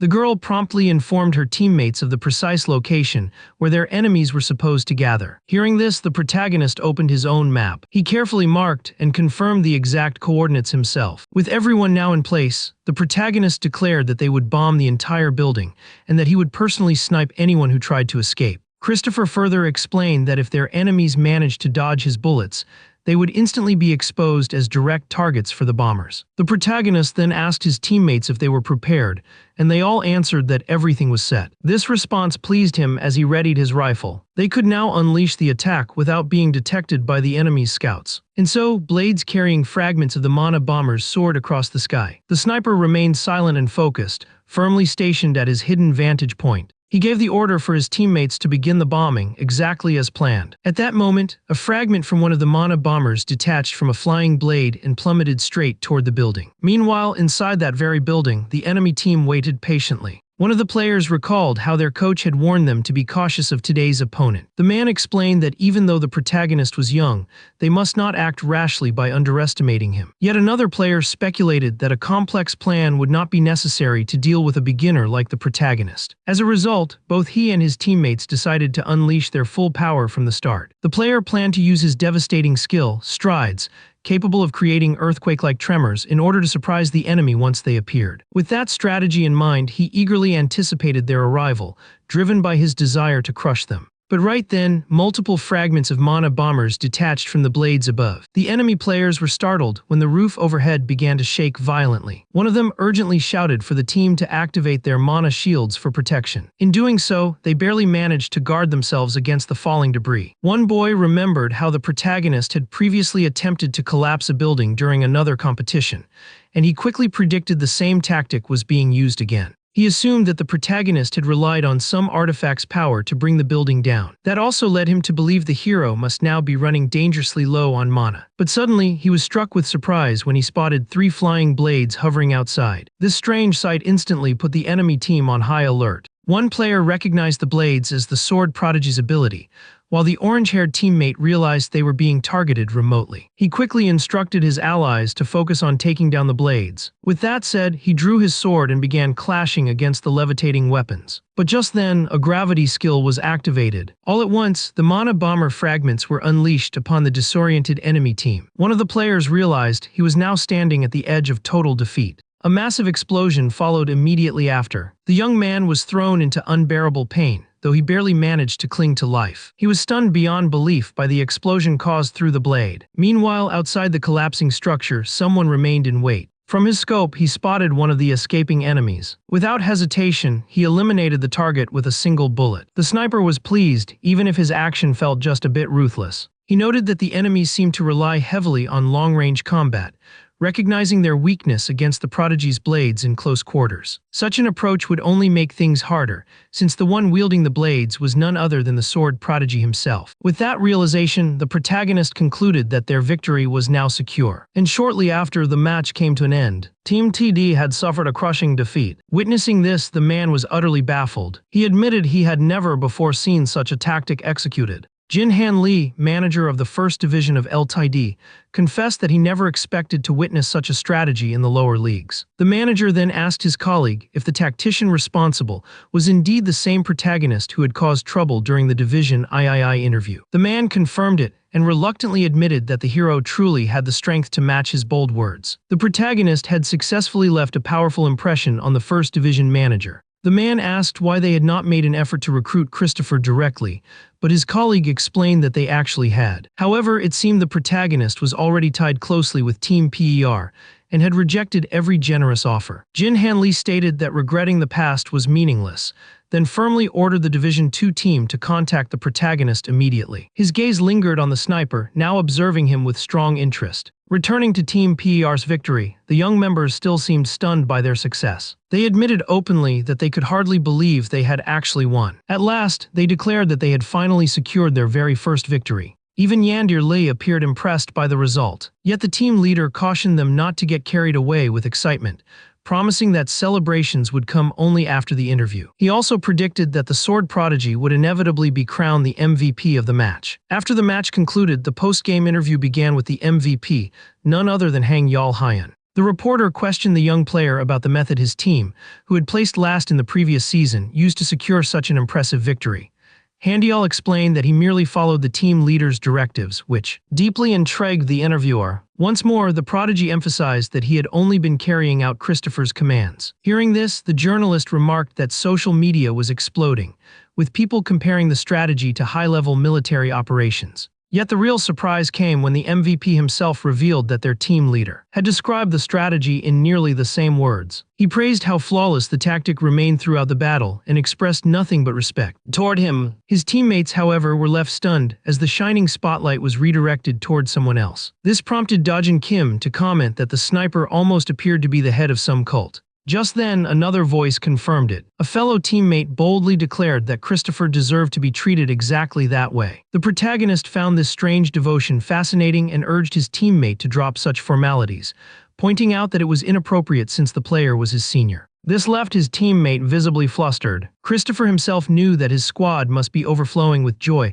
after finally securing their first victory in ages. He also believed that PER would gain momentum from here, and with that momentum, they were sure to dominate Division 3. Later, while enjoying his noodles, Dojin Kim noticed the team leader walking past. He casually asked if he was heading somewhere on his day off. Christopher explained that he intended to meet someone and reminded his friend not to slack off, since they were still in season despite it being the weekend. Hearing this, the swordsman wished him well as he departed. Dojin Kim finished the last of his soup, set the bowl aside, and decided to turn on his favorite TV program. Meanwhile, outside the Hun Stadium, Christopher met Min-suk Lee, whom he greeted at once. The man confirmed that the youth had arrived just in time. Christopher asked if they could go inside and she agreed. Soon after, the stadium was roaring with passionate fans and thunderous cheers. The protagonist calmly took his seat, where Min-suk Lee asked whether he had kept up with the main matches, noting how knowledgeable he seemed. Christopher, amused, replied that his insight came from his past life experience, jokingly claiming it was because he had once been a professional player. Min-suk Lee remained skeptical, but expressed how glad he was that the team leader had come, fearing he might have spent his day off working since the season was still ongoing. Christopher thanked him for inviting him to the Korea vs. Japan match, a confrontation Korea usually lost. He then asked if the event was truly worth watching, prompting Min-suk to accuse him of being harsh toward his own country. Min-suk Lee explained that while Japan's team was formidable, Korea still had several of the best Division I hunters. Even so, the youth felt displeased about his nation's current condition. Min-suk quickly reassured him that the Korean team wasn't weak. He added that he wanted the protagonist to witness this clash, since one day he would have to fight under his country's banner, and thus wanted him to be ready to avenge them. But this wasn't his only reason. He also planned to introduce the youth to a friend from the Japanese side. At that point, the sniper finally understood. Min-suk Lee genuinely believed in his potential. With that in mind, Christopher focused intently on the match, evaluating the true state of his nation's strength. Eventually, the game came to an end, and the protagonist dryly remarked that Korea had lost. Min-suk then suggested they go meet his foreign acquaintance. Though annoyed by the defeat, Christopher agreed, deciding it best to meet the Japanese hunter. Shortly after, the two waited together until a Korean hunter noticed them. He waved them over, introducing them to one of the Japanese national hunters, Takumi Minamino. The two old friends embraced each other warmly. Takumi teased him for not greeting his fellow countrymen first, but Min-suk dismissed it, saying the current generation was hopeless and that his trust lay with the hunters of the future. He then introduced Christopher to Takumi Minamino, the most renowned offensive marksman in Japan. Before presenting the protagonist, he described him as a rising talent who had just stepped into the hunting world. The two shook hands firmly. The Japanese hunter then studied the young man closely, before asking his friend whether he was allowed to test his abilities. Min-suk Lee agreed, telling him to ask the youth directly if he wished to fight. Christopher quickly realized that in his past life Takumi Minamino must have retired early,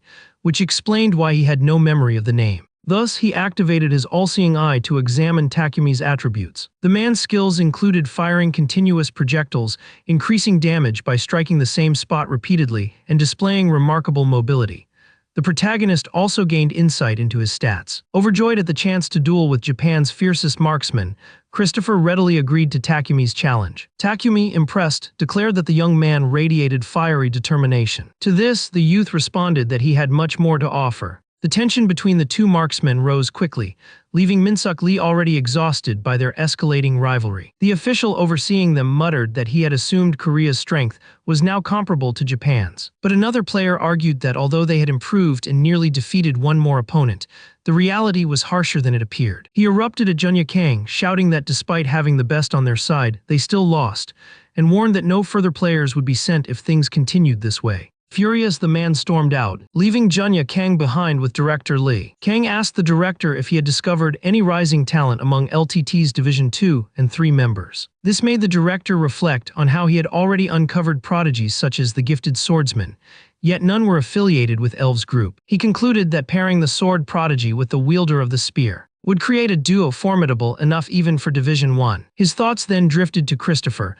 who had won the televised competition, considering that Korea might truly need someone like him. But he dismissed the idea almost immediately, reminding himself they were all still mere Division 3 teenagers who couldn't possibly meet his lofty expectations. Elsewhere, Christopher found himself in the training room with Min-suk Lee and the Japanese hunter. He quickly sensed that his friend was up to his usual mischief again. Min-suk Lee was still the same man he had known back when they were teammates on the international stage. Min-suk then asked his Japanese friend, who insisted he only wanted to test the young man's power, if he intended to fight him seriously. He urged Takumi not to go all out. Takumi reassured him that he knew he was facing only a Division 3 Korean player, and promised he would restrain himself during the duel. At this, Christopher noticed Min-suk chuckling, which made him smile in turn. That small exchange somehow provoked the Japanese hunter, leading Min-suk to realize both marksmen were equally troublesome. And with that, the long-anticipated confrontation was about to begin. The air grew tense, as if the entire arena had been called to attention.